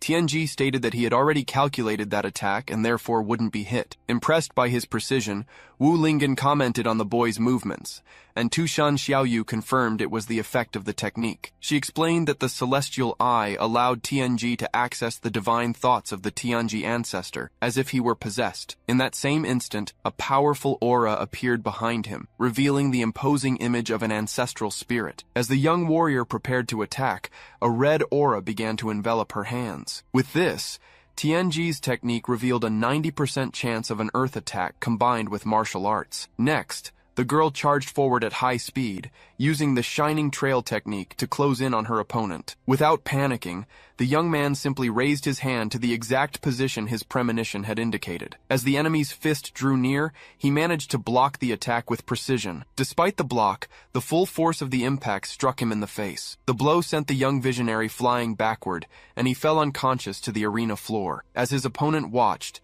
the young man lay on the ground, completely defeated. From the crowd, Wu Lingen and Tushan Xiaoyu shouted the student's name, shocked by the outcome. Though injured, the boy was already back on his feet, noting in his notebook the need to calculate the difference in strength next time. Right after finishing his notes, he collapsed again, making Wu Lingen even more worried. Just then, Instructor Mei Rengsing congratulated the young master on his victory, while Wu Lingen wondered if his companion would be okay. In the upper seats, the dean commented on the fighter's progress, but lamented that he still refused to use the Yu family's techniques. After the fight, the winner looked up at the instructors in the sky, then turned to leave the arena. With that, Instructor Mei Rengsing authorized him to leave the stage. Soon after, Wu Lingen was carrying his classmate on his back, praising him for his strength and his third eye technique. With a swollen face, the young man replied that he didn't need to learn that, but Wu Lingen lamented his own lack of aptitude for it. At that moment, Instructor Mei Rengsing announced that the second round would be arranged randomly and that the students called would have to come to the stage. In the upper seats, the dean and instructor Huang Luhong questioned the decision to randomly select the opponents. Elsewhere, Xiao Huohuo worried he wouldn't get to face Wu Lingen, but Mei Yanli reassured him. With a smile, the instructor revealed that Wu Lingen had offended more people than just the two of them. Right after, Mei Rengsing crumpled a piece of paper in his hand and announced that the first match was decided. In front of the lottery machine, he unfolded the papers to reveal the competitors' names. Thus, the fight would be between Wu Lingen and Xiao Huohuo, who smiled confidently. However, Tushan Xiaoyu and Murong Chan questioned how this was possible if the selection was random, but Wu Lingen claimed he hadn't heard anything about it. The instructor immediately defended himself, asking how they could possibly manipulate the results to target new disciples. Soon after, Xiao Huohuo spoke up, saying he believed Instructor Mei wouldn't show favoritism to anyone. Seeing her rival's hesitation, Tushan Xiaoyu accused him of being arrogant and afraid to fight. With a serious look, Wu Lingen cut her off, stating that was enough talk. He then declared that in order to get into a better class,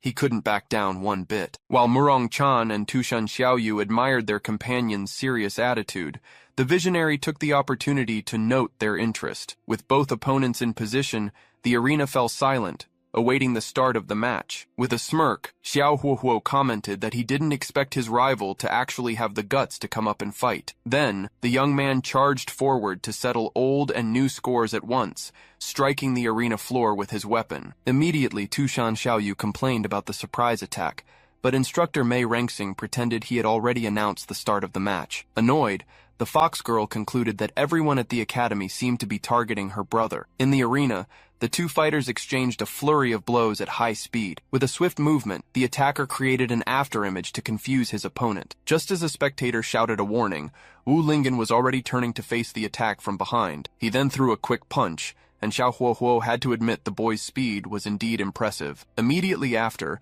a huge explosion of blue energy erupted across the arena. Without backing down, the challenger used his own arm to block the advancing blue flames. With that, his adversary claimed to have already figured out his fighting style and vowed not to let him get close. Feeling the heat from the energy, Wu Lingen blew on his own hand to cool it down. Suddenly, the young man's expression changed as he realized something important. With a shout, Xiao Huohuo invoked the 3,000 Fire Dragons technique, unleashing 2 enormous creatures of blue flame. The intense heat from the flames forced his opponent to retreat as he realized he couldn't block the attack with his body. From a distance, Mei Yanli watched with satisfaction, encouraging the attack to corner his adversary. Meanwhile, Bai Di watched the fight, hoping Wu Lingen would finally reveal his demonic techniques. Trapped at the edge of the arena, he saw his enemy preparing a new attack to finish him off for good. Right after, the twin dragons entering the sea technique charged toward Wu Lingen, who braced himself for the imminent impact. With a shout, Wu Lingen declared he had no choice but to use his full strength. Meanwhile, Murong Chan and Tianji watched enthusiastically,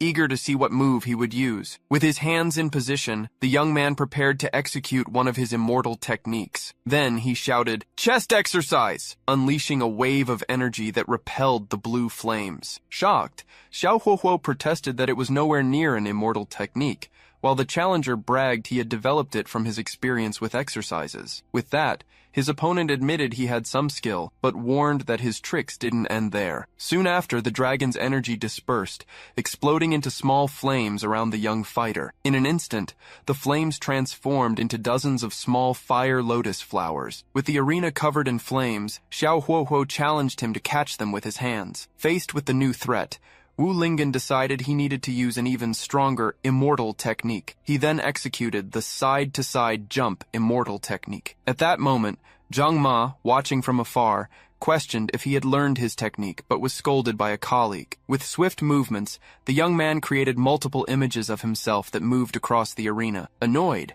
Xiao Huohuo realized his rival was using the airflow from his movements to push the flames away. With his opponent surrounded by elemental fire energy, he prepared for a final attack. Thus, Xiao Huohuo invoked the Fire Rock Confinement Prison, surrounding the challenger with flames and rocks. Meanwhile, Tianji and Murong Chan questioned how he could use earth techniques, and the informant noted the absence of elemental fluctuations. Soon after, Mei Yanli bragged about Xiao Huohuo's 5-element exchange technique, making the young man complain that he was just making up names. With a smile, his opponent reflected on how the natives of this world didn't understand the principles of the 5 elements. In the upper seats, Dean Yu Tianxing ordered Huang Luhong to record the boy's technique. However, the instructor remembered the high cost of spiritual rock crystals, making the dean choke in surprise. Back in the arena, Xiao Huohuo boasted that with knowledge of the world's principles, his techniques had infinite variations. With another shout, he prepared to launch his final attack. Next, the young man executed the rock-piercing blast,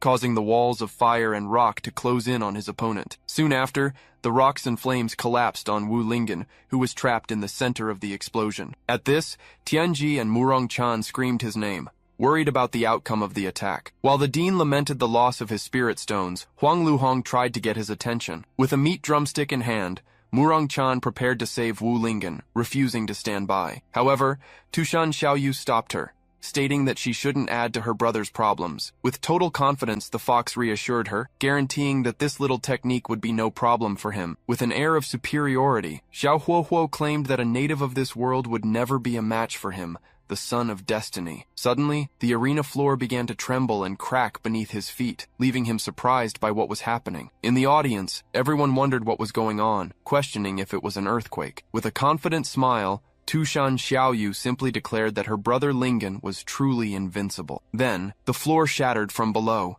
revealing an intense yellow energy. Soon, Wu Lingen emerged from the rubble, executing the super speed bench press immortal technique. The scene left Xiao Huohuo completely shocked, who wondered how it was possible. With that, Tushan Xiaoyu explained that those stone slabs were nothing compared to her brother's normal training. Amidst the debris, the challenger commented that this weight was still too light for him. Annoyed, Xiao Huohuo refused to believe that someone from this world could embarrass him. Then, the young man claimed that as the chosen one, there was no way he could lose to a random nobody. With that, the young man used the metal borrowing Earth's momentum technique to strengthen his weapon. Soon after, he prepared to deliver the thunder strike against his opponent. In the upper seats, the dean lamented that anger had clouded his grandson's judgment, making him forget his opponent's greatest skill. Back in the arena, Wu Lingen prepared to use another of his immortal techniques. As the attack descended, the young man executed the body rotation exercise. With a spinning kick, he struck the enemy's weapon head-on, shattering it to pieces. The impact of the blow was reflected in Xiao Huohuo's eyes as he watched his weapon get destroyed. With his rival disarmed, Wu Lingyan turned and declared that he had lost. In the audience, Tushan Xiaoyu and Murong Chan celebrated his strength and victory. From afar, Mei Yanli grew angry, questioning how his fighter could lose to a boy with no cultivation. With victory secured, the challenger began to walk away, leaving his enemy behind. Fallen on the ground, Xiao Huohuo screamed, refusing to accept defeat and telling him to stay where he was. Then he stood up and asked Master Dan to lend him his strength, determined not to lose like this. So, Master Dan appeared. He questioned the request, refusing to risk his soul over a simple admission test. Faced with the refusal, Xiao Huohuo argued that coming to this world would be meaningless if he failed such a basic challenge. This reminded him of his past life. He was just an ordinary student, ridiculed for reading comics on his way to school. In his memories, he wondered why they laughed at him, wishing he had the power of a protagonist to get his revenge. Suddenly, the memory of a warning shout pulled him from his thoughts. Then, he saw the image of a desperate driver as a truck sped toward him. In that instant, he recalled the moment he realized he had been transported into the world of a comic. In this new beginning, he became a rejected young master, constantly humiliated by others who threw mud at him. Still, he looked at a ring on his finger, determined not to be treated as useless anymore. He then remembered that inside the ring lived the spirit of a powerful cultivator named Master Dan. With the mentor's help, he advanced rapidly in his cultivation and reached the chi refining stage. As soon as he gained strength, he made everyone who bullied him get what they deserved. His remarkable performance made him stand out among his generation and earned him the family's respect. Next, he revealed his goal was to become the patriarch to prove he was no longer weak. Back in the present, he declared that because he had a special ability, he couldn't be defeated by a mere extra. The master sighed, complaining, but finally agreed to help the boy. He then used a burst of energy to transfer his accumulated chi, warning that his support would be brief. The young man smiled,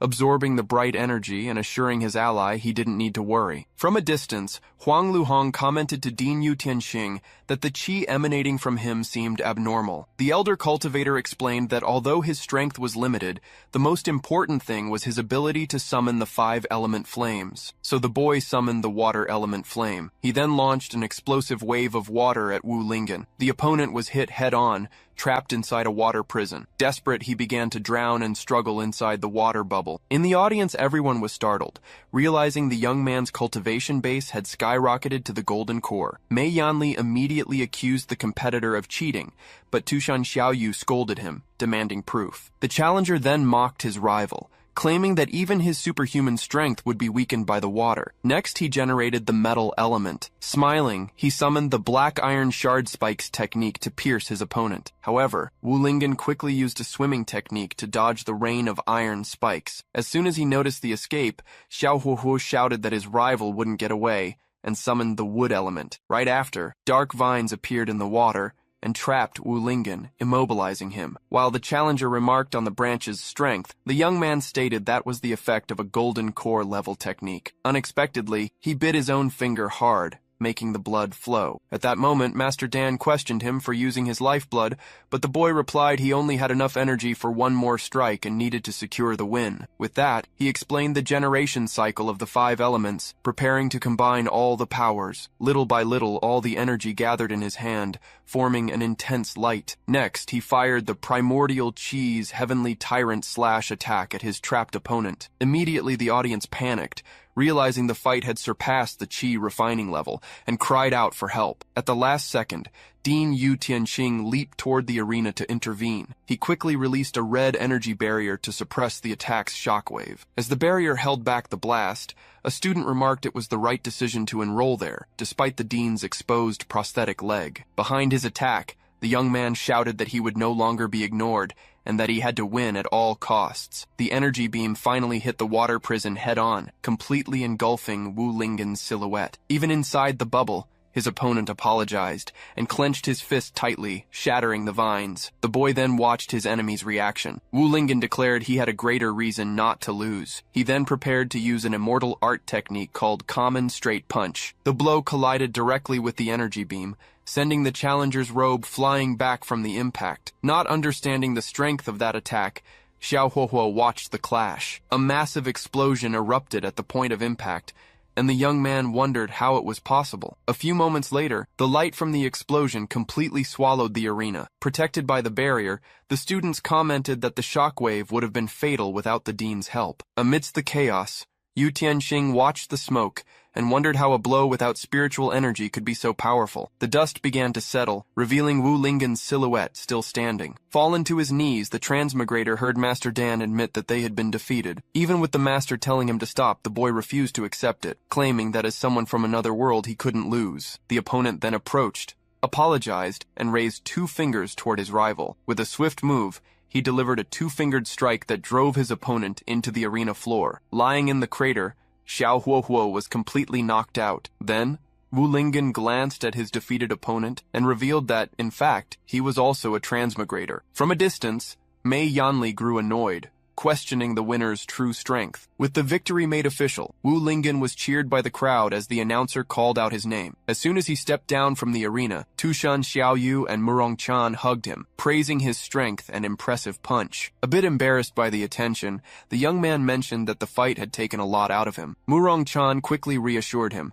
saying she had plenty of food for him to recover. Just then, she pulled a giant piece of meat from inside her clothes to offer the fighter. Tushan Xiaoyu immediately scolded her, telling her not to keep her storage pouch in such a weird place. To this, Murong Chan replied that it was the place with the most room, which left the fox girl bewildered. As the young cultivator ate, the fox watched her rival and decided she would learn to cook so she wouldn't give her any more chances. Soon after, Mei Yanli interrupted the group, asking if they weren't going to get down so the next competitors could fight. As he walked away, the winner had a sudden idea and stopped in his tracks. He then ran back towards Xiao Huohuo, who was still lying on the ground. The young man then crouched down and offered a piece of meat to his rival, asking if he'd like some too. The defeated opponent just stared at the offered meat without saying a word. In a swift move, Xiao Huohuo slapped the food away and shouted that he didn't need anyone's pity. As the defeated man walked away, Tushan Xiaoyu promised to teach him a lesson, but Wu Lingen stopped her, saying he'd be in a bad mood too if he had lost. Right after, Murong Chan questioned his generous act, to which he explained that he held no grudge since they were from the same hometown. At that, the 2 girls looked at him, not understanding the meaning of that word. From a distance, Mei Yanli watched the young man leave and mocked him for proclaiming himself the chosen one of heaven. He then decided he needed to think of another way to deal with Wu Lingen. Suddenly, a punishment talisman was slapped onto his face, interrupting his thoughts. As soon as the talisman hit him, Xiao Chunhuo appeared and fined him 100 spirit stones for spitting on the ground. The young man recognized the instructor and with no way to react agreed to pay the fine immediately. As he handed over the stones, he swore to himself that he would make Wu Lingen pay for this humiliation. At that very moment, the winner sneezed unexpectedly. Murong Chan quickly offered him some ginger soup, but he refused, saying someone was probably thinking about him. A moment later, a voice called his name, making him turn to see Bai Di standing at the top of the arena. He recognized her the instant he saw her. Nearby, Mei Yanli commented that it wasn't that student's turn to fight yet. Ignoring the instructor, Bai Di addressed the young man, acknowledging his strength, but questioning if it was right to ignore others like that. In the distance, Xiao Huohuo remarked that the girl had offended 2 people as soon as she arrived, walking away surprised at being defeated so easily. Right after, Bai Di accused him, stating that if no one else would expose his demonic cultivation techniques, she would do it herself. Not understanding the accusation, Wu Lingen asked what the young woman was talking about. She then asked Mei Yanli to move up her fight, and he agreed, explaining that they would need to draw an opponent. The instructor just smiled when the student refused the draw. With her sword in hand, Bai Di challenged all the advanced level students to come up to the arena and face her, with the exception of Wu Lingen. In the crowd, a disciple asked if she thought she was invincible just because of her superior cultivation. Another replied that in fact, that was enough. Watching the scene, Xiao Huohuo commented to Master Dan that this was the woman he was interested in, but the spirit retorted that she only seemed to have eyes for Wu Lingen. The elder then reminded his pupil that Wu Lingen himself was also a transmigrator, advising him to stop dreaming of being heaven's chosen son and to focus on his training. The young man, however, replied that having a rival with the same origin only confirmed his status as the chosen one, leaving the master annoyed. With a determined look, he promised himself that he would overcome all difficulties and crush his opponents. Faced with the situation, Huang Luhong asked the dean if this wasn't against the rules, but Yu Tianxing replied that it was good to see some spirit in the young ones. The dean then asked Bai Di if she was sure of her decision, and the girl confirmed, saying she didn't want to waste time. With that, Yu Tianxing declared that he was eager to see the skills of the new generation of cultivators. Without further delay, Mei Yanli shouted, announcing that the battle had begun. Outraged by the challenge, several students attacked at once, warning her not to be so arrogant. Unfazed, the swordswoman called their attacks insignificant tricks and began her technique. She then invoked the dance of 100 sentinel swords, creating a barrier of blades around her. One of the challengers shouted that he would break her defense with brute force and charged toward the circle of swords. With that, he raised his weapon and unleashed the purple thunder frenzy blade strike. The young woman just watched him and questioned if he really wanted to compete in a contest of strength. The attack collided with the barrier in a flash of light. Moments later, it was stopped by the cultivator with her great sword. Following that, a huge explosion erupted, throwing all the students back with the shockwave. The challenger who led the attack was thrown out of the arena by the impact. Shortly after, he landed hard on the ground in front of the other spectators. In the audience, Zhongma commented that she was indeed the greatest genius of her generation for defeating the young master of the Wild Blade sect with a single blow. Tianji added that the swordsmanship of Yujin Peak was truly impressive, as the victor watched her fallen opponents. Soon after, Tianji turned to Zhongma and asked why he didn't go up to the arena, since he had also been promoted. With a smile, the young master replied that he wouldn't lose to a mere subordinate, leaving Tianji confused by such pride. Suddenly, Bai Di noticed movement coming from the dust. Soon, one of the students who had withstood the previous attack lunged to strike her from behind. With a quick spin, the swordswoman disarmed him and flung him into the air with the force of her blade. Seeing an opportunity, the other challengers still standing decided to attack all at once. So, they all charged at the same time, forcing her to defend herself while complaining that this was endless. Then, the cultivator formed a hand seal, declaring she would control the sword using her chi. With that, the warrior levitated on her blade in a pillar of light, as the crowd wondered if she had already reached the golden core level. At that moment, Zhongma explained that this wasn't a flying technique, but a move from Yujian Peak used to carry people with a sword. Next, rings of energy began to form around her body in mid-air. Amidst the glow, one of the defeated students yelled, complaining that the technique was obscuring their view at a crucial moment. Right after, the challenger raised her weapon and invoked the Ascension of 10,000 Swords technique. And so, she unleashed a shower of energy blades that rained down on all her opponents in the arena. In the next instant, all the remaining challengers fell to the ground, defeated and pinned by the swords. Meanwhile, Tushan Xiaoyu admitted that the swordswoman was skilled, but still inferior to Wu Lingen. Shortly after, one of the fallen students tried to speak, but only coughed up blood. The injured student questioned why he had been hit, while another suggested the young warrior did it on purpose. From a distance, a masked man watched the cultivator land in the arena. With that, the stranger remarked to himself that she had become even stronger. Soon the announcer officially declared Bai Di the winner of the challenge. As soon as the fight ended, the victor turned and fixed her gaze on Wu Lingen. Then she challenged him, stating it was time to settle their score. Without hesitating, the young man walked toward her and asked if she needed to rest, but she replied that it wasn't necessary. With that, she stated that defeating those opponents had cost her almost no energy. Witnessing the scene, Dean Yu Tianxing commented to Huang Luhong that he would let the two strongest students of that class compete. Right after, Huang Luhong released several monitoring drones to record the battle. Next, the small robots flew over the fallen competitors in the arena. Among them, one of the drones grabbed a student by the hair to remove him, as the injured boy cried out in pain. Unsure how to react, Wu Lingen tried to start a conversation. However, Bai Di cut him off, vowing to force him to use his full power and expose his identity as a demonic cultivator. Laughing at the situation, the challenger denied the accusation, explaining he didn't even have any cultivation as he brought a blade to his own neck. Following that, Wu Lingen questioned why she was so insistent on killing him, even if he were a demonic cultivator. To this, the swordswoman replied that he knew nothing of what she had been through, as she recalled a bloody scene from her past. Realizing the young woman was even more enraged, Wu Lingen braced himself for the imminent attack. Soon, the cultivator invoked her technique and unleashed a pillar of sword energy that shot up into the sky. Faced with this, he felt the power of the spiritual chi and concluded he couldn't take the hit head-on. Thus, using an immortal art, the challenger leaped at the exact moment the energy hit the ground. The force of the impact propelled him even higher, away from the explosion. While dodging, the young man continued to rise into the air. In the crowd,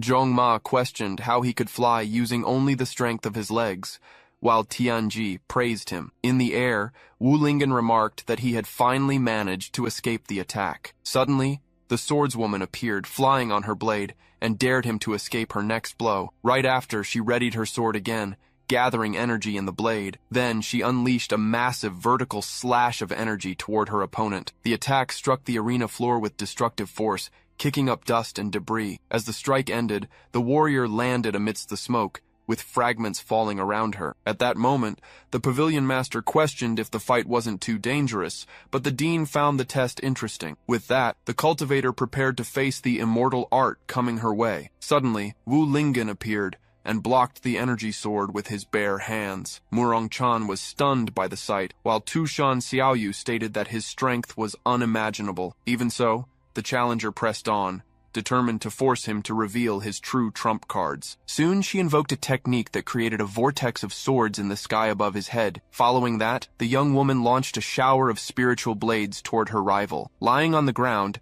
the young man simply opened his mouth and began to suck in all the energy from the attack. The swords then crashed against his body, which absorbed the full impact. Thus, the image revealed that Wu Lingen had stopped all the blades, to his opponent's complete astonishment. In the distance, the instructor watched intently, commenting on how familiar it seemed. Next, the cultivator gathered the energy from the swords into a sphere and held it in his hands. Calmly, he tossed the sphere back at the challenger and said she was no match for him. The sphere fell to the ground as the warrior glared at him furiously. With a determined expression, the swordswoman declared she would never surrender to a demonic cultivator. At that instant, the story flashed back 10 years to the past, to Yujin Peak, where a child's voice was calling for her mother. Back then, a 5-year-old Bai Di celebrated as she managed to feel spiritual energy for the first time. Right after, her mother embraced little Bai Di, praising her for managing to guide qi into her body at only 5 years old. With that, Hua Yue confidently stated she was sure her daughter would become the greatest of masters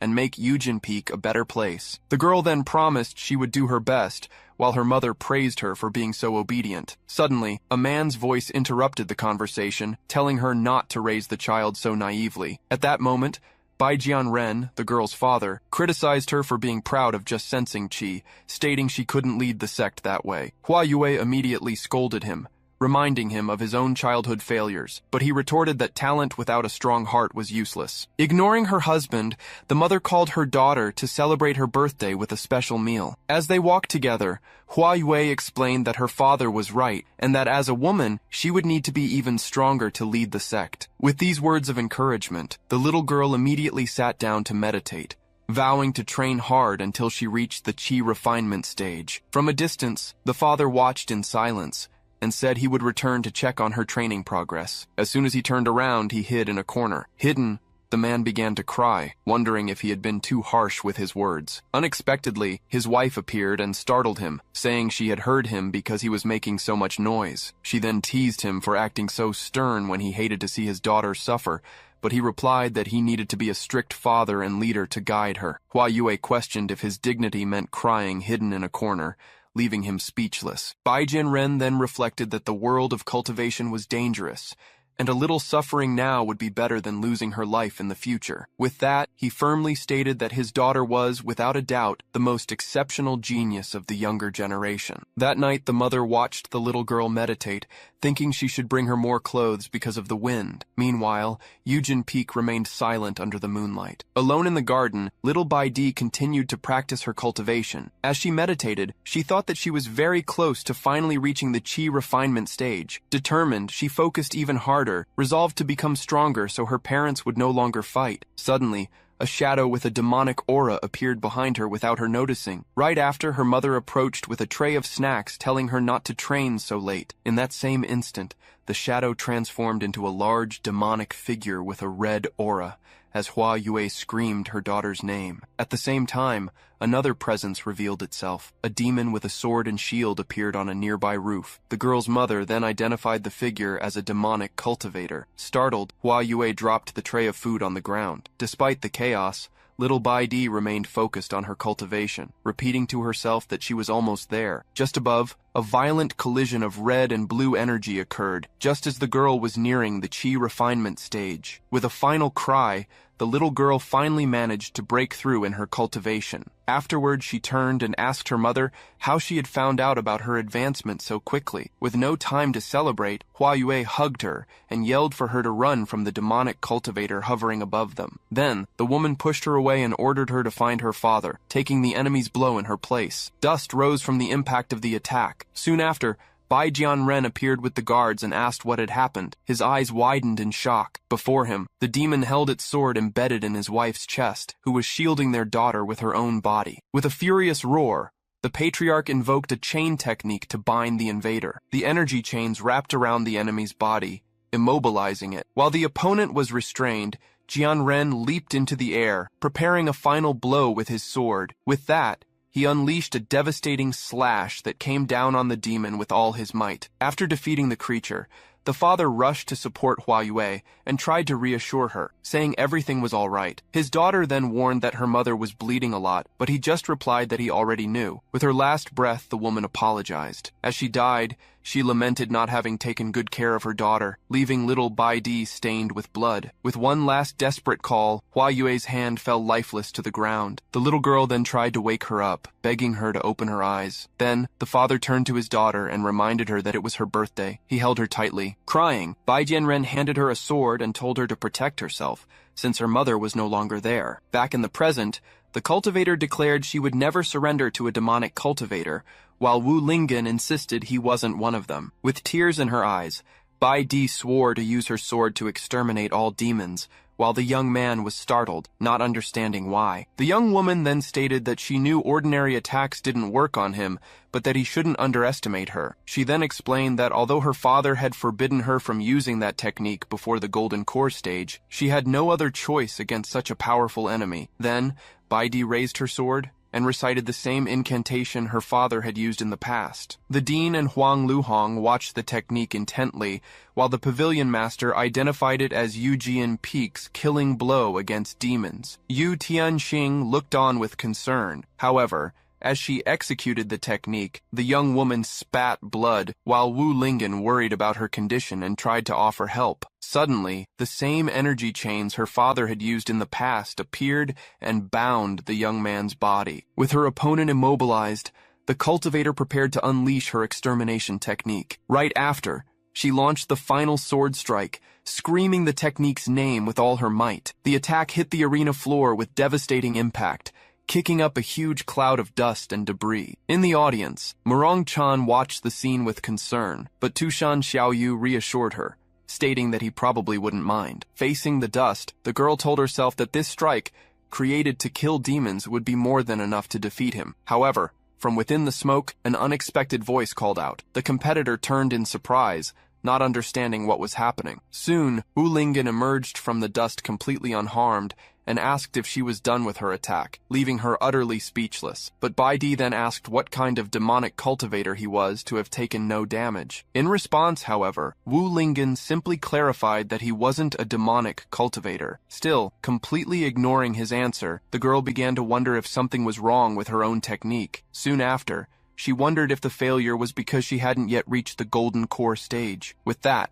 the competitor concluded that if she had more strength, she could easily defeat him. Meanwhile, from the audience, Dean Yu Tianxing watched the scene with a puzzled expression. Back in the arena, the challenger unleashed her aura and declared she would break her limit to annihilate all demons. In that same instant, the dean appeared behind her with a terrifying look. Immediately after, he placed a hand on her shoulder and announced that the competition was over. At that moment, the crowd began to speculate if the fight was stopped out of fear that she would actually kill Wu Lingen. However, A masked man claimed it was already too late to stop anything. As soon as he finished speaking, he pointed and fired an energy projectile toward the arena. The attack shot across the battlefield and struck Bai Di squarely in the back of the neck. Beside her, the dean noticed a strange aura forming around the competitor's body. Then, Yu Tianxing turned with an alert expression, realizing something was wrong. Immediately, a shadow with an aura emerged from the ground, taking the form of a creature. Right after, the demon let out a roar that echoed throughout the entire arena. Faced with this scene, the dean reacted with an irritated expression. As the creature grew, he wondered how a demonic cultivator had managed to infiltrate the event. With that, he ordered the instructors to protect the students, as he would deal with the threat himself. After the order was acknowledged, Bai Di fell to her knees, not understanding what was happening. At that instant, the demonic creature turned and advanced toward one of the students. Seeing this, the competitor relived the memory of a demon attacking her family in the past. Soon after, the monster leaped to attack, while the dean rushed to intercept it. Despite wanting to fight, the girl realized her body was completely paralyzed. To protect her, Yu Tianxing stepped in front and blocked the demon's blow. Meanwhile, from the audience, the masked man commented that the situation wasn't chaotic enough yet. He then gave the order for his followers to start taking action. In that same instant, several dark creatures emerged throughout the arena. Thus, examiner Huang Luhong realized there was more than one demonic cultivator on site. In turn, instructor Mei Yanli offered to hold off the creatures, telling Xiao Chunhuo to take the students to safety. With a confident smile, he declared that the demons couldn't hurt him because of his sacred body. As soon as the creatures attacked him, they were all repelled by an energy barrier around his body. At that moment, from the crowd, students commented that despite their appearance, the academy's instructors were actually reliable. Finally, Tushan Xiaoyu watched the fight with a curious expression on her face. After the attack, Mei Yanli remained standing without a single scratch, to everyone's surprise. Meanwhile, Dean Yu Tianxing prepared to protect the competitor from the larger creature. Soon, the demon attacked him with a powerful punch that was blocked at the last second. With his eyes glowing, he activated one of his special combat techniques. Next, the dean fired a blast of energy from the sky that hit all the demons at once. The students watched the explosion, as one of them commented on the master's impressive skill. Right after the strike, however, Yu Tianxing showed great physical exhaustion. At the same time, Bai Di recovered and prepared to attack the creature approaching from behind. The demon, however, lunged forward at high speed and attacked her before she could react. At the moment of impact, the girl turned with a surprised look on her face. Unexpectedly, Wu Lingen appeared and blocked the attack with just one hand, saying that you shouldn't bully girls. Surprised, she questioned why he was saving her after everything she had done. At this, the boy asked if the creature was her pet, which made her even more annoyed. The young woman then explained that even though she treated him like a demon, he still helped her. With a smile, Wu Lingen replied that what matters is the kindness in one's heart, a lesson he learned from his father. Soon after, he stated that he considered her a good person, and for that reason, he couldn't let her be defeated. Next, Bai Di warned him about two demons advancing from behind. Without turning around, he prepared to use one of his techniques. With a quick spin, he executed a strike that released a wave of energy. The impact of the technique completely disintegrated both creatures in an instant. From a distance, the dean commented that the boy was interesting for being able to defeat such a threat. Then, Yu Tianxing unleashed his aura and prepared to eliminate the remaining demons. The master then fired a shower of energy projectiles that hit the entire arena. The largest demonic creature, however, began to rise from the rubble. Because of the roar, the two of them stood still for a moment. In that instant, Wu Lingen noticed the creature was transforming and prepared to act. With a swift movement, he used a technique to intercept the sword's blow. Thus, he managed to stop the blade with his bare hands as the monster roared. The girl, however, stated that she needed to fight too, and readied her weapon again. Soon after, she broke free and charged forward alone to attack the demonic creature. With a precise strike, the competitor managed to hit the monster's arm squarely. Afterward, Bai Di looked up, celebrating the success of her attack. As the monster remained standing, Wu Lingen commented that she really was a good person. The creature's body then began to dissolve into a liquid that spread across the ground. Seeing this, the young woman stood still in the middle of the substance, not understanding what was happening. Suddenly, Baidi fell to her knees as she realized the monster was poisonous, putting Wu Lingen on alert. Holding his sword, Wu Lingen noticed the poisonous mist was much stronger than before. Suddenly, the blade was yanked back. The creature then charged forward to crush them, as Baidi screamed for him to be careful. He tried to move, but realized his body was completely paralyzed by the poison. The girl then leaped in front of him, using her own sword to block the blow. As she struggled to hold it back, she said she couldn't last much longer. In a final effort, Wu Lingen grabbed her and managed to escape the attack. The creature's strike hit the ground hard, kicking up a cloud of dust. Seeing him unharmed, the competitor asked why the poison didn't affect him, but he couldn't answer. She suggested he might have antibodies from a previous encounter. The young man then asked if she had ever faced a monster like this before, but he was cut off. Even though she wasn't affected by the poison, the girl admitted she wasn't sure she could defeat this demon. Hearing that word, Wu Lingen remembered his father and thought that demonic cultivators didn't look like this. Unexpectedly, the monster began to undergo a new transformation. The creature let out a deafening roar that echoed throughout the arena. As it roared,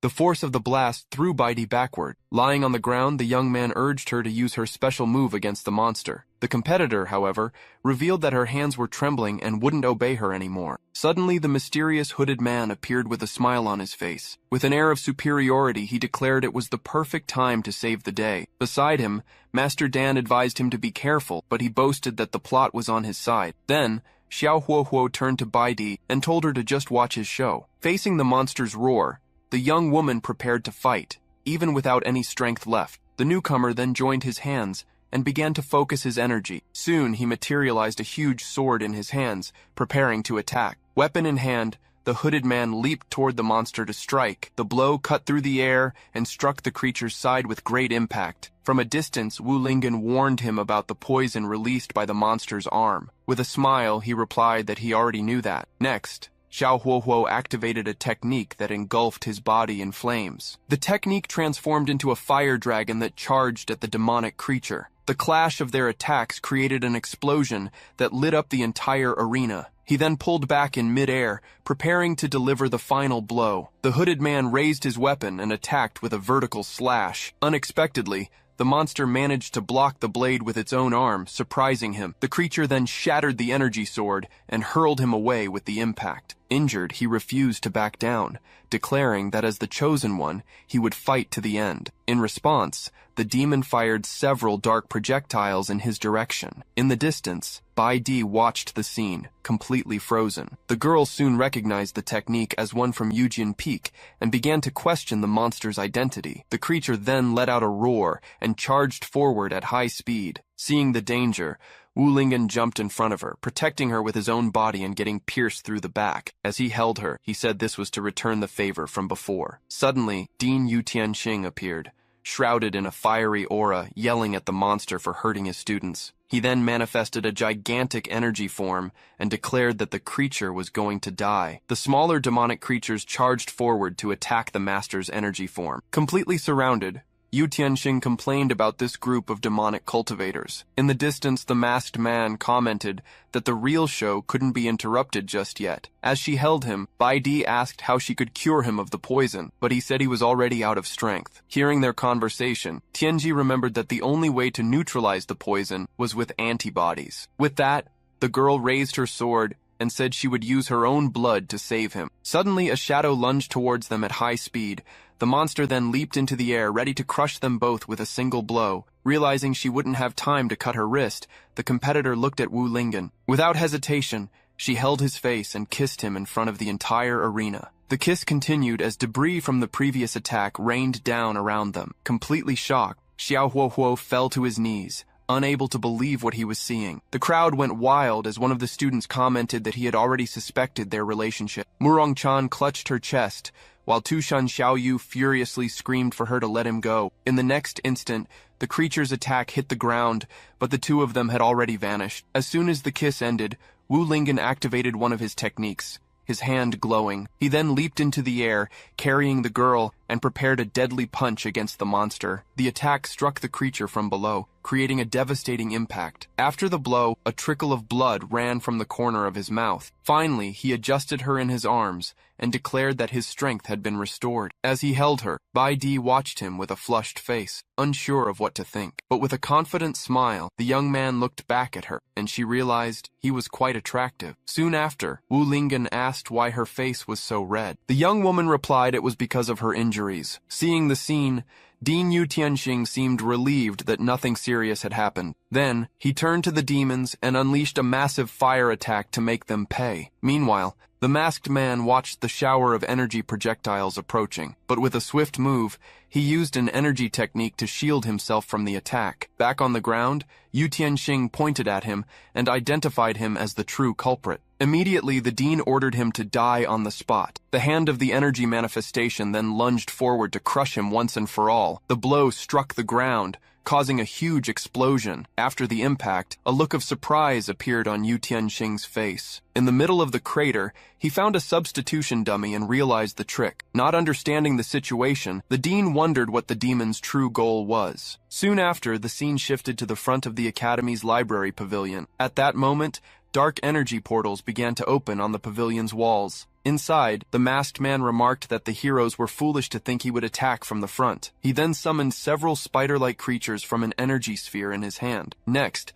the invader stated he only needed to find a certain item to complete his plan. The creatures scattered through the shelves until one of them found what it was looking for. Soon, one of the arachnids brought a book and left it at his feet. The masked man then picked up the item and mocked the Academy's lack of security. With the book in hand, he looked up with a victorious expression. Suddenly, a voice declared that the library was a restricted area with a hefty fine for intruders. Seeing the janitor, the invader taunted him about his fall from power, but he replied that it was none of his business. The guardian then demanded he restore the place and pay the fine immediately. With a defiant smile, the masked man asked what would happen if he refused. At that moment, the janitor warned him not to say he wasn't told, and lunged forward to attack with his broom. The next instant, however, the guardian's body was pierced by a counterattack. The impact threw him out of the building with tremendous force. Meanwhile, from the main arena, Yu Tianxing saw the explosion and realized something had happened at the library pavilion. He ordered the other instructors to protect the students while he went to check on the situation. Immediately after,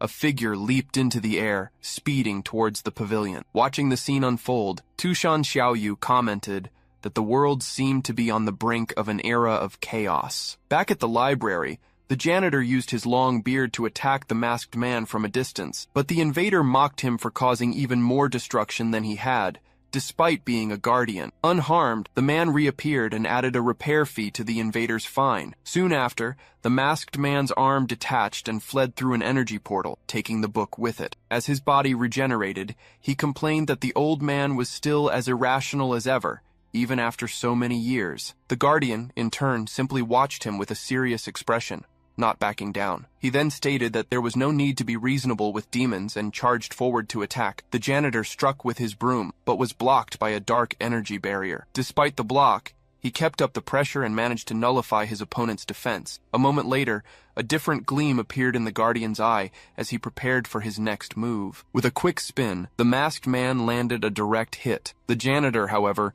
managed to block it with the broom handle, nullifying the attack. The force of the impact generated an energy wave that destroyed part of the pavilion. Facing the guardian, the invader claimed that the power he had amassed over the years was beyond his imagination. He then remembered when he was almost killed in the past, during his prime. In the memory, the red-bearded man appeared with a sword, facing him after his defeat. The masked man revealed that although he lost the fight, he managed to steal half of a secret manual. At that moment, the image of the former guardian appeared, holding the book with his sword in hand. Back in the present, he boasted about finally recovering the manual and questioned his opponent's silence. However, the guardian remained silent, his face hidden in shadow. Unexpectedly, he just added another fine for destroying academy facilities. Angered, the invader transformed his arm into a claw and leaped forward to settle the score once and for all. The attack missed him because he managed to jump just in time. However, the arm was already coming back at him, leaving him stunned. With that, he stated he would have to use his weapon once more and pulled a blade from within the broom. Immediately, the Guardian counterattacked with a slash of his sword. The clash between the two combatants generated an energy explosion that spread throughout the library. Confused, the masked man watched his dark energy arm begin to disintegrate. Before him, the janitor raised his flaming sword and declared that his remnant flame blade had been unsheathed. Surprised, the masked man recognized the weapon as he was surrounded by the Guardian's aura. He then remembered how that same sword had been destroyed in the past and mocked him for keeping a broken weapon. In response, the red-bearded man asked if he wanted to find out if the blade was truly useless. Immediately, the caretaker challenged him to test it and charged forward at high speed. The first slash grazed the intruder's face, who barely managed to dodge in time. Right after, the sword came down, striking him with a devastating vertical blow. The masked man's body was then split in half in an instant. After seeing him fall to the ground, the Guardian stated that this should finally be over. Unexpectedly, a strange mass began to emerge from the wound in his body. At that moment, the caretaker watched the scene with a surprised expression on his face. Suddenly, the intruder's body began to rise, shrouded in a dark aura. The mass then transformed into a new creature with a monstrous appearance. With his body half regenerated, he remarked that the old Guardian was not an easy opponent. Facing this transformation, the caretaker questioned him about what kind of demonic technique he had trained in. As he rose, the masked man stated that his objective was accomplished and that he would return once he mastered the manual. With his sword in hand, the Guardian declared that he would not let him escape again. The intruder then threatened him, saying that the academy he protected would be destroyed if he followed. Even as the dark energy surrounded him, the caretaker stood motionless, not backing down. With a furious cry, he prepared to unleash his full power. In that instant, he ran his own arm along the sword's blade to activate it with his blood. With the weapon enveloped in an aura, he vowed that he would not let him escape. The masked man laughed and dared him to try, as a wave of energy surged forward to attack. The Guardian then leaped into the air and collided with the enemy's dark energy. Suddenly, Rector Yu Tianxing arrived on the scene and asked if his uncle was all right. Kneeling on the ground, the caretaker scolded him for his recklessness and his age. With his sword in hand, he stated that he would have killed the intruder if not for the Academy's protection. Next, the rector supported the wounded Guardian and asked who was responsible for the attack. His uncle then revealed that the intruder was Sima Yue, an ancient and powerful demonic cultivator. Upon hearing the name, Yu Tianxing reacted with surprise, recalling the legend about the demon. He then explained that to defeat him in the past, the Righteous Alliance had sent more than 30 experts. A vision of the past then showed the Guardian and the other warriors uniting to face Sima Yue. With this, he revealed that the demon was only defeated after the sacrifice of more than 20 masters. The caretaker then said that Yu Tianxing should have already realized that this was no ordinary demonic technique. He then clarified that Sima Yue's power consisted of controlling people's heart demons. The rector confirmed that his instincts were correct, and that the attackers were manifestations. Even with the Guardian insisting he needed to kill him, his nephew advised him not to waste his energy. Soon, he instructed his nephew to notify the Righteous Alliance about the imminent war Sima Yue was about to start. With his injured hand, the Guardian firmly gripped the hilt of his sword. He then declared that he no longer had the strength to protect the academy, as his blade dissolved into light. When asked about the arena, the rector reassured him, stating that he had already contained all the other demons. Suddenly, Yu Tianxing realized something was wrong and looked up at the sky. The caretaker then saw one last heart demon escaping and shouted for it to come back and settle the score. Meanwhile, in the arena, the students were commenting on how lucky they were to have the instructors to protect them. Facing the remains of a creature, the crowd shouted insults, while Wu Lingen observed the hatred against demonic cultivators. Beside him, Bai Di called his name, her face blushing. With that, the girl thanked him for saving her. Right after, she stated that even though she admitted he helped, she would still investigate him to uncover his true identity. The young man watched her with a surprised expression. Suddenly, an intense light formed behind the competitor. As the last heart demon lunged forward, he pushed her out of danger. With a quick spin, Wu Lingen took the impact of the attack in her place. As he held her, she asked why he had risked himself again, even though he didn't have to. He then looked down with a serious expression on his face. After they sat down, he said she seemed to be fine, despite the tear in her clothes. Baidi then punched him lightly on the chest and scolded him for worrying her on purpose. At the same moment, Tushan Xiaoyu and Murong-chan approached, with the latter offering her food to help her recover. Suddenly, Rector Yu Tianxing appeared before them at high speed. The rector then grabbed him to inspect his body, but Tushan Xiaoyu questioned his intentions. With a keen eye, Yu Tianxing analyzed Wu Lingen's body up close. The rector confirmed his suspicions and revealed that something had been planted inside his body. Immediately after,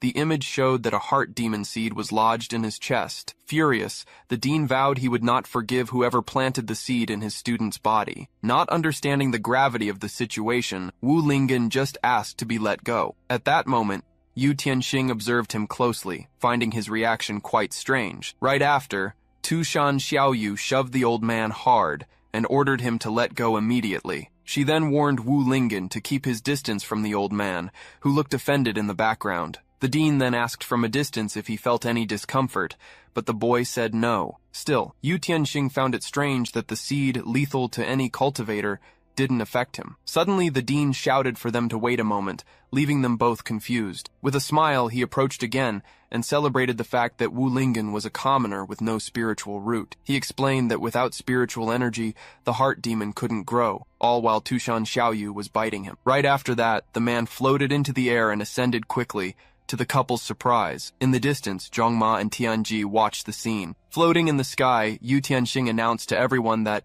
despite the unexpected events, the exam was officially over. He continued his speech, stating that all students would be evaluated based on their performance that day. With that, the dean released an intense energy and announced they would receive their respective rankings and dorm assignments. A moment later, a beam of light hit Wu Lingen's shoulder. He and Tushan Xiaoyu looked back. The dean then informed them that all the information had been entered into the admission passes they each received. Checking his, he read that he was assigned to Class D, male dormitory number 8, bed 1. From above, Yu Tianxing ordered all students to return to their dorms and prepare for the next day's classes. At this, Tushan Xiaoyu cheered excitedly and urged him to head to the dorm right away. On the way, he asked if she had also been given a room, but she replied that she wasn't a student. With a smile, the young woman leaned in to say she had other plans. She then stated that, as his guardian, it was only natural for her to sleep with him. The boy mentioned he might have a roommate, but she just suggested kicking them out, while Baidi overheard the conversation. Hearing this,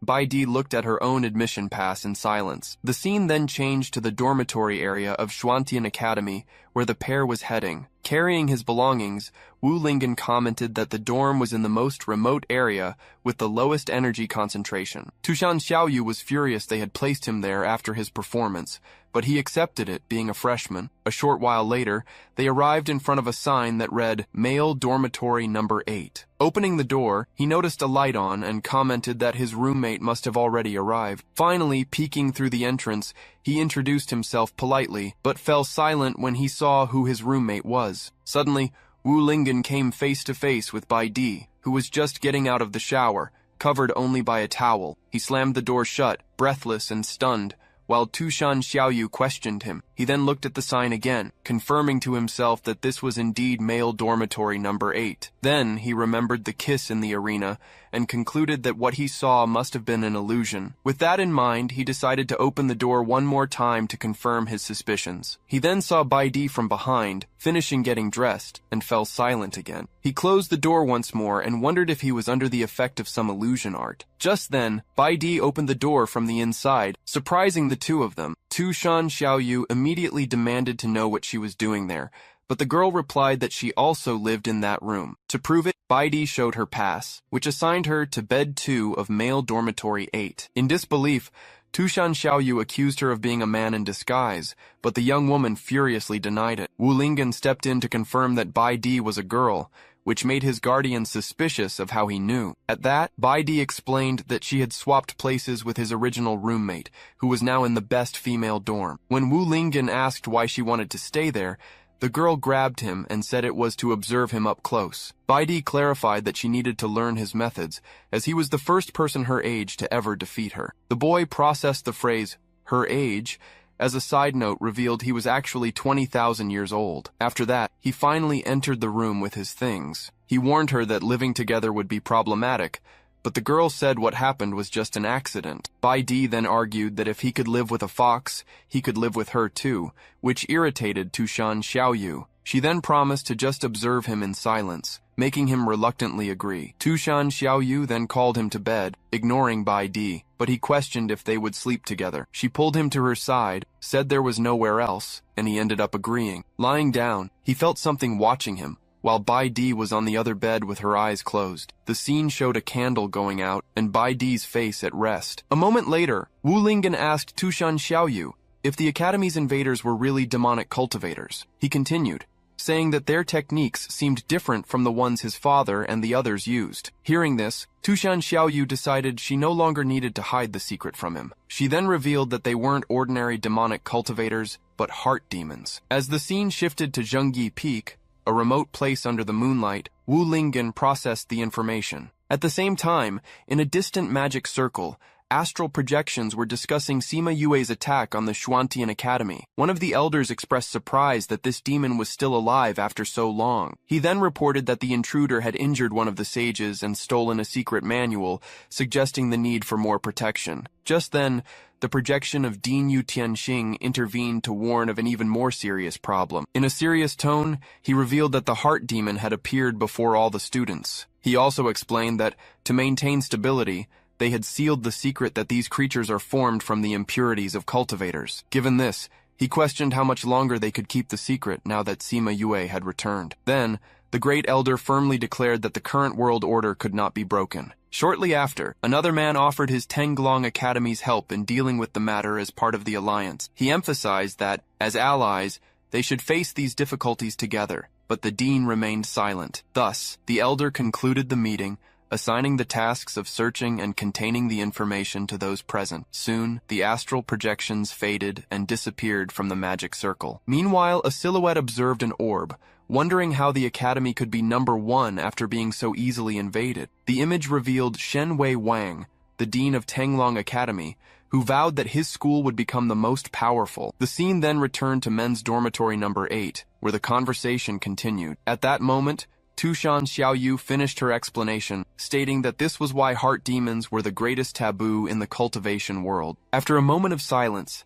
she noticed the young man wasn't responding and called out to him. To her surprise, Wu Linggen had fallen asleep in the middle of her explanation, which annoyed her. So she decided it might be better if he didn't know all the details, and settled down to sleep. Shortly after, they both fell into a deep sleep, side by side. In the middle of the night, Bai Di suddenly sat up in her bed. At that instant, her eyes glowed with a red light in the darkness. The next morning, the scene showed the dormitory's exterior, now in daylight. Then, Wu Linggen slowly opened his eyes and realized it was already dawn. Beside him, he and Bai Di stretched at the same time after a good night's sleep. Suddenly, the young man stopped and looked to his side, not understanding what was happening. A few moments later, the young woman screamed and accused him. Inside the room, the fox awoke with a dark aura and accused the woman of slandering her master. In response, Bai Di defended herself, claiming the other one had climbed into bed and pushed her onto the floor. As the argument escalated, students outside commented that the competition winner was quite the charmer. At that moment, a hand was raised to stop the commotion. Back in the room, the young man suggested that maybe Bai Di had been sleepwalking and ended up in his bed. The girl desperately denied the accusation, while the fox watched her with suspicion. To calm the situation, he reminded them it was the first day of class and they couldn't be late. As the young woman got ready, her guardian asked if he would let her go unpunished, but Wu Linggen just reiterated the importance of the class. Suddenly, Instructor Mei Yanli opened the door and asked what the gossiping students were doing there. At that, the two young men tried to play it cool, saying they were just passing by with no intention of spying. They then rushed to class so they wouldn't be late, leaving Bai Di watching from the doorway. Next, the pair started walking toward the classroom, closely followed by the girl. On the way, the young man asked why she was following them, since they weren't in the same class, but she replied that watching him was more useful. With that, the two girls started arguing again, while Wu Linggen begged them to stop. A short time later, they arrived in front of the sign for the Class D school building. Despite the argument, the three of them entered the classroom together. As soon as they walked in, Tianji appeared and asked in surprise what Boss Linggen was doing in that class. He then explained that the classes were divided by performance, with Class D being for the worst students. The young man lamented that his talent had only landed him in the worst class, while Tushan Xiaoyu complained about him taking first place. Suddenly, a voice from the front of the room ordered everyone to be quiet. Then, instructor Mei Yanli introduced himself and demanded absolute silence during his class. Both Tianji and Wu Lingen were surprised to discover that this master would be in charge of their class. The teacher decided right then that he would use one of the boys to make an example on the first day. Shortly after, he yelled at Tianji for whispering and threw a book at him. The object flew swiftly toward the boy's face. At the last second, Wu Lingen caught the book and apologized, saying it was just instinct. The instructor glared at him, annoyed for causing trouble, while Tianji thanked him in relief. With a thud, Mei Yanli slammed a pile of books on the desk and told everyone to be quiet. He then announced that their first class at Xuantian Academy would begin. Soon, the books flew from the pile and distributed themselves to each student. The master explained that this was the standard Qi training manual of the Alliance, and that they should follow its instructions. Just then, a student complained that everyone there should already be past the Qi refining stage,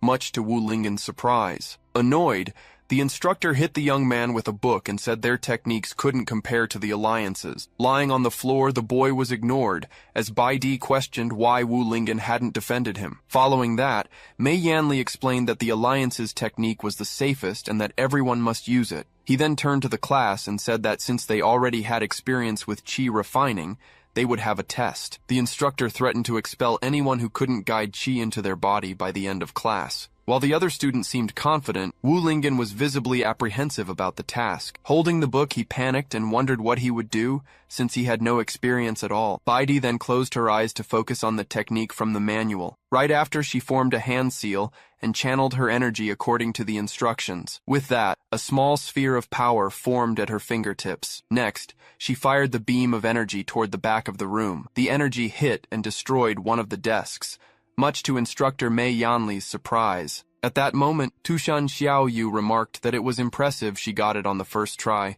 but called her a show-off. The master approached and praised the student's good work. Shortly after, he informed her she would have to pay for the broken desk after class. Then, Mei Yanli looked at Wu Lingen, doubting he could guide his qi without a spiritual root. Meanwhile, a student noticed the instructor's pants were falling down, but another suggested it might just be one of his habits. Beside him, the fox told him not to overdo it, but the young man replied that he needed to feel the energy, so he prepared to begin, while Bai Di watched him closely and took notes. With great effort, he shouted that he could finally feel an energy building inside him. Suddenly, a strange sound echoed from beneath him in the room. The scene revealed he had passed gas, leaving Tushan, Xiaoyu, and Bai Di completely speechless. Lying on the floor, he complained that he still couldn't feel any energy, making the girl question his training method. Next, he grabbed her by the shoulders and begged her to teach him how to feel spiritual energy. Though she didn't understand, Bai Di explained that he should imagine his body as a bottle and feel the energy like water flowing into it. With that, Wu Lingen closed his eyes and tried to visualize his body as a bottle filling with water. A short while later, he remarked that he seemed to be finally feeling something. Right after, he passed gas again, causing the young woman to back away while suggesting he try a different method. While other classmates celebrated their success, the young man lamented his failure, and Bai Di wondered how he was so strong without sensing energy. At that moment, the instructor called for their attention and warned those who succeeded not to celebrate too early. He then showed an energy sphere to the class, who wondered where it had come from. The master tossed the energy spheres to the students who had completed the initial task. One of the students grabbed the energy sphere with both hands. Instantly, the object's weight crushed him to the floor, making him cry out in pain. The instructor explained that the sphere was designed to become lighter the more energy was injected into it. The student then struggled to channel his energy into the sphere and lift it off the ground. With a smile, Mei Yanli added that the sphere only accepted energy from the Alliance's technique. Otherwise, it would get even heavier. Tianji explained that the game with the energy spheres was a popular sport in the cultivation world, something Wu Lingen compared to basketball. With that, the instructor tossed out several spheres and ordered everyone to use their absorbed energy to fill them completely. Soon, the spheres rolled toward the students, who braced themselves for the challenge. While Bai Di lifted hers with ease, Tianji was still struggling with the weight in his hands. As for Wu Lingen, He tried to lift one of the spheres but was warned that brute force alone wouldn't be enough. Determined not to be expelled, the young man decided to use all his spiritual energy, which he mistook for physical strength. With his muscles tensed, he strained with all his might to try and lift the sphere off the ground. At that very moment, Dean Yu Tianxing was combing his hair in front of a mirror. Suddenly, he noticed something approaching in the sky and commented on how quickly it was arriving. A huge flying ship appeared over the academy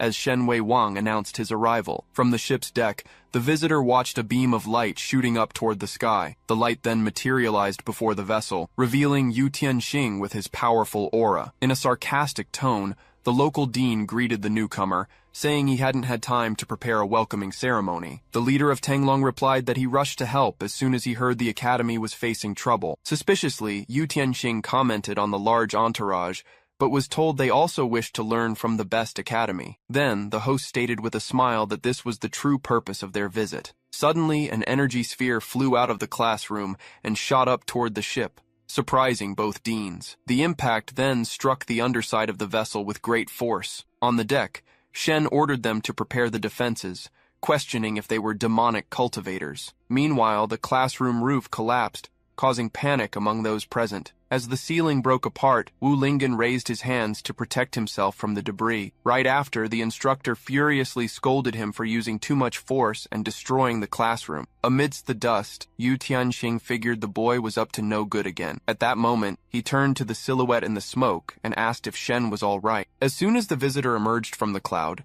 the sphere hit him in the face, causing his men to panic. The Xuantian dean explained it was just the explosion from one of their spheres, covering for the young man. Holding the object that had hit him, Shen commented on the power of the explosion. Even though he was injured, he suggested they use the spheres for a competition, while Yu Tianxing recommended he tend to his wounds. It was confirmed that an exchange competition between the academies would be held using the energy spheres. Soon after, Dean Yu Tianxing began to explain the situation to the assembled students. He then announced that the 5 chosen to represent the academy would be Wu Lingen, Bai Di, Tianji, Zhongma, and Xiao Huohuo. At that moment, Tianji raised his hand and asked for permission to ask a question. He began by saying he understood the others' selection, as they were the top students from the entrance competition. With that, he argued that his own strength was among the weakest, and that he feared embarrassing the academy. The view then focused on the young man, who seemed insecure about the decision. In turn, Wu Lingen tried to encourage him, reminding him not to underestimate himself because hard work always pays off. Standing nearby, Xiao Huohuo scoffed,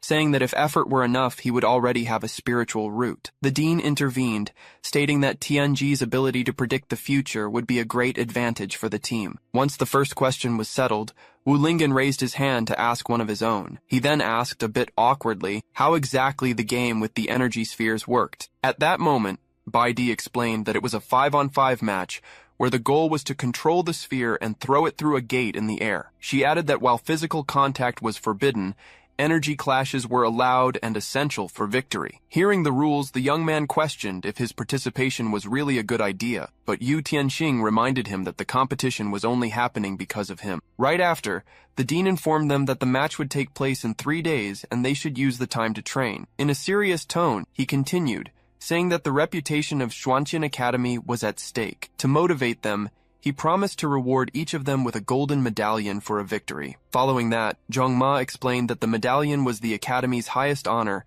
and guaranteed double the cultivation resources. With this, Wu Lingen became excited at the possibility of finally succeeding in his training. He prepared to start training immediately, but the others didn't show the same enthusiasm. Xiao Huohuo declared he wouldn't train with someone incapable of using spiritual energy. Next, Zhongma stated that the extra resources meant nothing to him, since his family owned the academy. Bai Di then suggested they ignore the others and just the 2 of them train, leaving Tianji aside. Holding a sphere, she explained that the more energy injected into it, the greater the advantage in controlling the ball. At that instant, she challenged Wu Lingen to try and take the sphere from her hands, and he readily accepted. As he moved forward, the girl dodged and explained that the sphere couldn't simply be grabbed. With a smile, she watched him closely as an energy aura formed around her. Wu Lingen decided to use his speed and charged surprisingly fast at his opponent. However, she moved away, saying she wouldn't make it easy for him. On impact,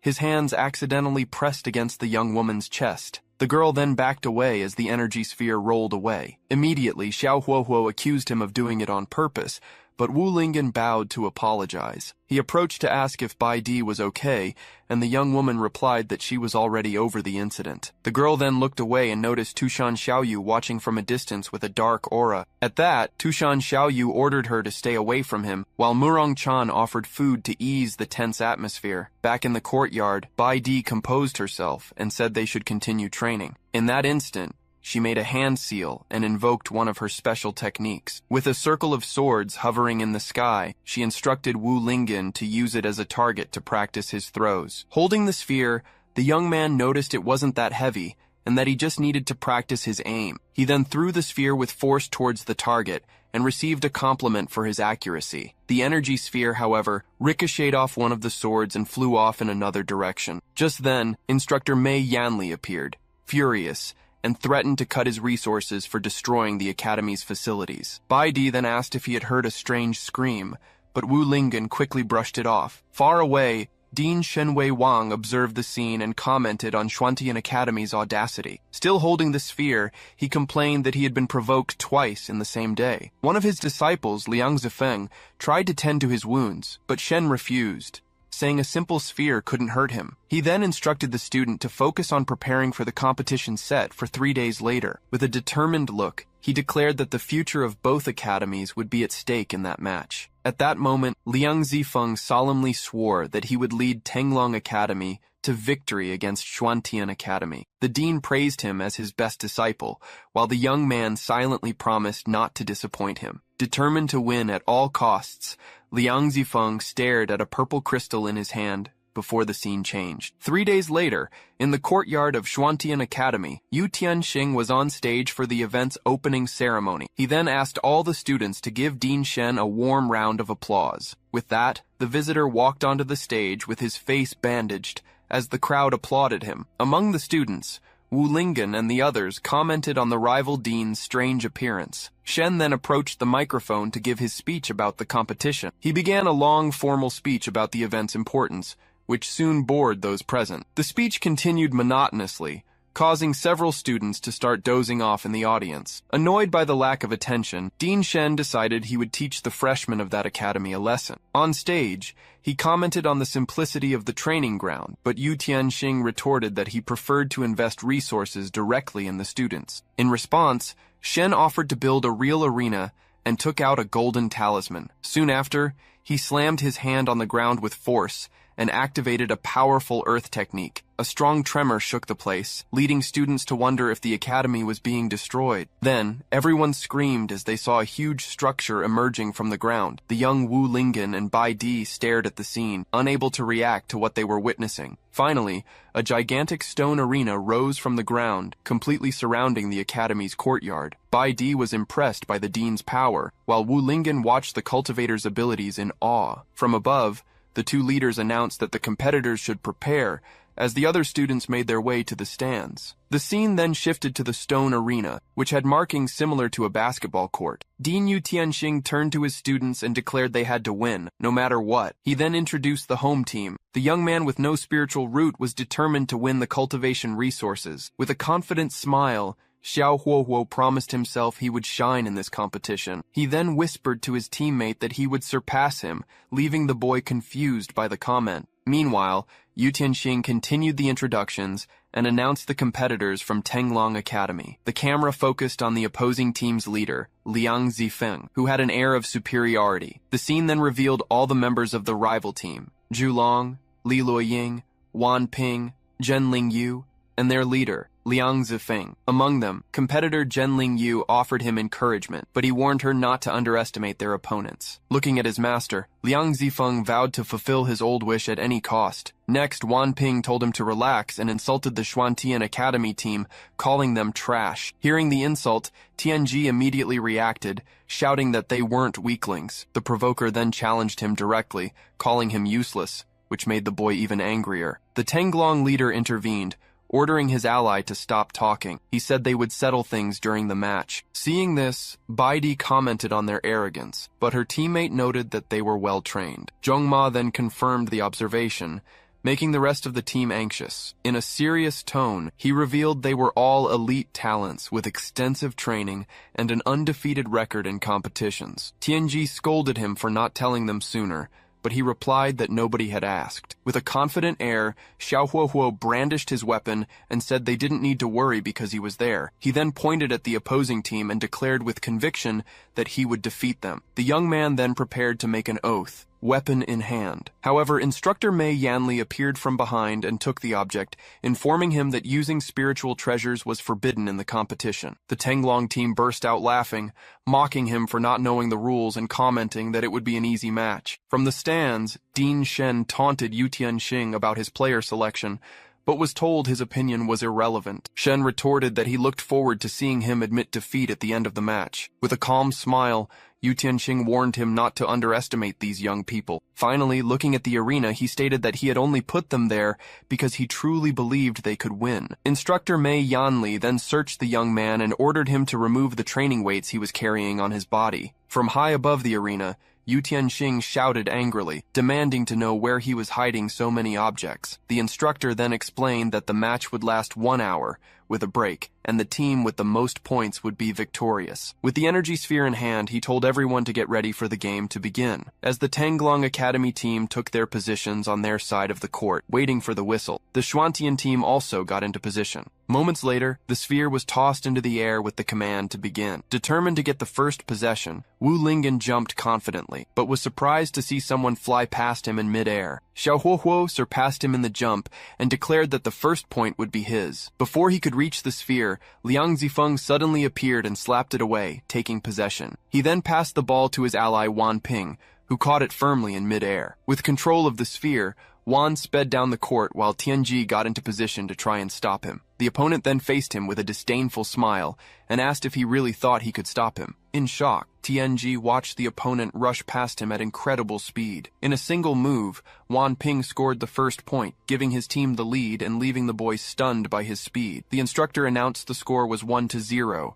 as both deans watched in complete silence. On the winning side, the Tenglong team mocked them, commenting on how weak their rivals were. Unfazed, Baidi took the ball and warned her teammates to stop their internal squabbling. With a plan in mind, she took the lead on the attack and moved forward, protected by her allies. In front of her, Liang Zifeng positioned himself, confident that no one could get past him. However, the young woman passed him in the blink of an eye, leaving him stunned. At the same time, the other Tenglong players came together to form a defensive barrier. Before they could reach her, Xiao Huohuo leaped to her side and unleashed his energy, clearing a path for her. He then knocked down the 3 opposing players with a powerful wave of energy. Immediately, Instructor Mei Yanli showed Xiao Huohuo a yellow card for maliciously injuring his opponents. With the card in hand, he declared that there were no teams in the arena, only justice. Despite the foul, Baidi continued the play and prepared to shoot the ball. She jumped confidently,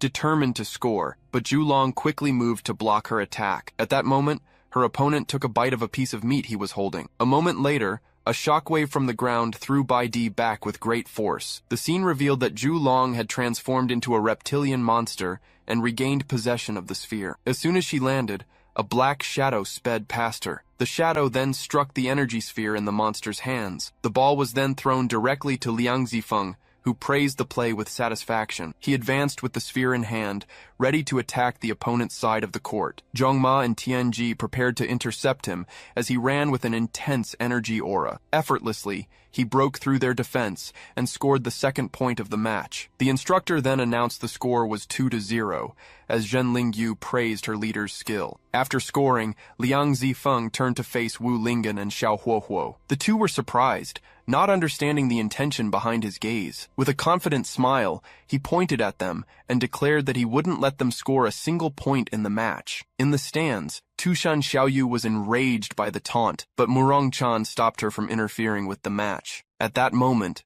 Xiao Huohuo raised his hand and asked the instructor for a moment to ask a question. Pointing at the opposing player, he questioned how he could eat and transform, since the use of items was forbidden. The image showed Zhulong consuming a piece of meat and a bag of buns. Instructor Mei Yanli replied that food didn't count as an item, which angered the young man. Meanwhile, in the stands, Murong-chan regretted not bringing any food, while Tushan Xiaoyu grew even more irritated. From high up in the arena, Dean Shen commented that the students were no big deal, but Yu Tianxing retorted that the game had barely begun. On the court, Zhen Lingyu easily passed Tianji and scored another point for the opposing team. Soon after, the score quickly climbed to 6-0, showing the rival team's dominance. Zhu Long, in his monster form, charged forward and scored again, extending the lead to 10-0. After the basket, the opposing team celebrated, while the instructor announced the end of the first half. Panting and disheartened, the Zhuantian Academy team gathered, reflecting on the outcome of the first half. From above, Shen laughed and taunted Yu Tianxing, questioning what those kids were even doing on the court. The scene then shifted to the door of the home team's locker room. Inside, Xiao Huohuo and Zheng Ma were arguing with Bai Di. They stated they wouldn't really try in the match. Zheng Ma continued the argument, refusing to cooperate with such weak teammates, leaving Tianji speechless. Discouraged, the boy turned to the locker room door and considered quitting the competition. Meanwhile, the opposing team was commenting that victory would be easy, but Liang Zifeng warned them not to underestimate their opponent. Given the home team's poor performance, he concluded that the academy was overrated and his backup plan wouldn't be necessary. Back in the locker room, Wu Lingen interrupted the fight and proposed a suggestion to the team. With a smile, he explained that since there was no cooperation, they should treat the match as a series of one-on-one games. He detailed that each of them should mark an opponent and wait for an opportunity to score. The team fell silent, processing the new strategy he presented. When halftime ended, the match was about to restart in the arena. The opposing team taunted them, but Tianji assured them that Chief Lingen already had a plan. Suddenly, a voice called out from the stands, making him turn to look. Murong-chan began to throw various food items in his direction, showing impressive agility. He managed to catch all the food that was tossed, leaving Bai Di and Tianji in awe. Observing the scene, the opposing team taunted them again, promising to show them what true despair felt like. Instructor Mei Yanli then announced that with both teams in position, the second half of the match would begin. He then threw the sphere into the air and shouted for the game to resume. Wan Ping and Liang Zifeng advanced together, determined to maintain pressure and recover the ball. A moment later, Wan Ping leaped and snatched the sphere from the air before anyone else. With possession, he mocked the opposing team, criticizing their hesitation to move. He moved quickly down the court, but Zheng Ma positioned himself in front to stop him. To block him, Zheng Ma clapped his hands and activated one of his special techniques. Suddenly, a barrier of earth rose from the ground, completely obstructing Wan Ping's path. In the stands, Dean Shen angrily questioned how his rival's grandson could possess an earth spiritual root. Unable to advance, Wan Ping threw the sphere to Zhen Lingyu, who was preparing to receive the pass. However, Bai Di appeared in front of her and summoned his energy swords to intercept the ball. The blades closed in on the sphere, blocking the pass with precision. On impact, Zhen Lingyu was hit by the swords and fell. Unexpectedly, Li Luoying appeared and intercepted the deflected sphere, surprising everyone. Before he could advance, Xiao Huohuo leaped from behind him and declared that it was finally his turn. He then unleashed a powerful wave of energy, hitting Li Luoying head-on. However, Liang Zifeng recovered the sphere and realized the opposing team's strategy was to mark players individually. With a confident look, he prepared to exploit the weakness of that tactic. He advanced directly toward Tianji, who was considered the team's most vulnerable point. With a smile, Tianji activated his Celestial Eye ability, predicting his opponent's move. Though surprised, Liang Zifeng continued his attack, believing his strength would be enough to overcome the prediction. Tianji admitted he couldn't stop him alone, but assured him that Chief Lingen could. Suddenly, Wu Lingen appeared and collided with him with impressive force. The impact was so great that Liang Zifeng was stunned by his opponent's physical power. Next, Wu Lingen held on to Tianji, while the rival leader ordered the formation of a defensive barrier. Following his teammates' instructions, he began to dodge all the incoming attacks from their opponents. Ling Zifeng grew frustrated seeing that all his moves had been accurately predicted. Even so, he declared they still wouldn't be able to overcome Zhulong's monstrous form. The monster was eating again, preparing for the next clash. With Tianji firmly on his back, Wu Lingen apologized in advance.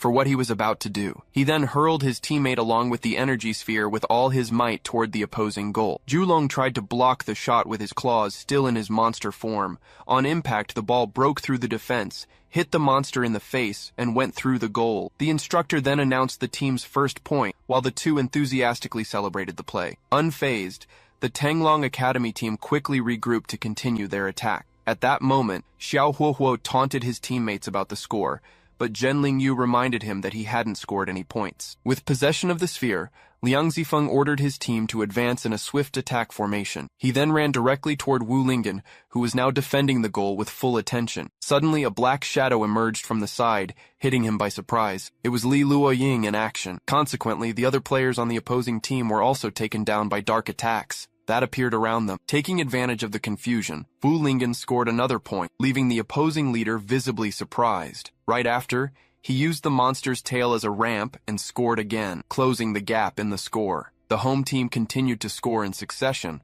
until they finally tied the match at 10-10. In the stands, Dean Shen furiously yelled at his team, demanding they wake up and not embarrass him. Determined not to let his master lose the bet, Liang Zifeng clenched his fist. With conviction, decided he realized he would have to resort to a secret power and glanced at a purple crystal he held in his hand. Without any hesitation, he swallowed the energy crystal in one gulp. Then, his body began to radiate an intense aura as he screamed from the sudden surge of power. With his eyes glowing and a determined smile, he declared that he could finally feel his true strength.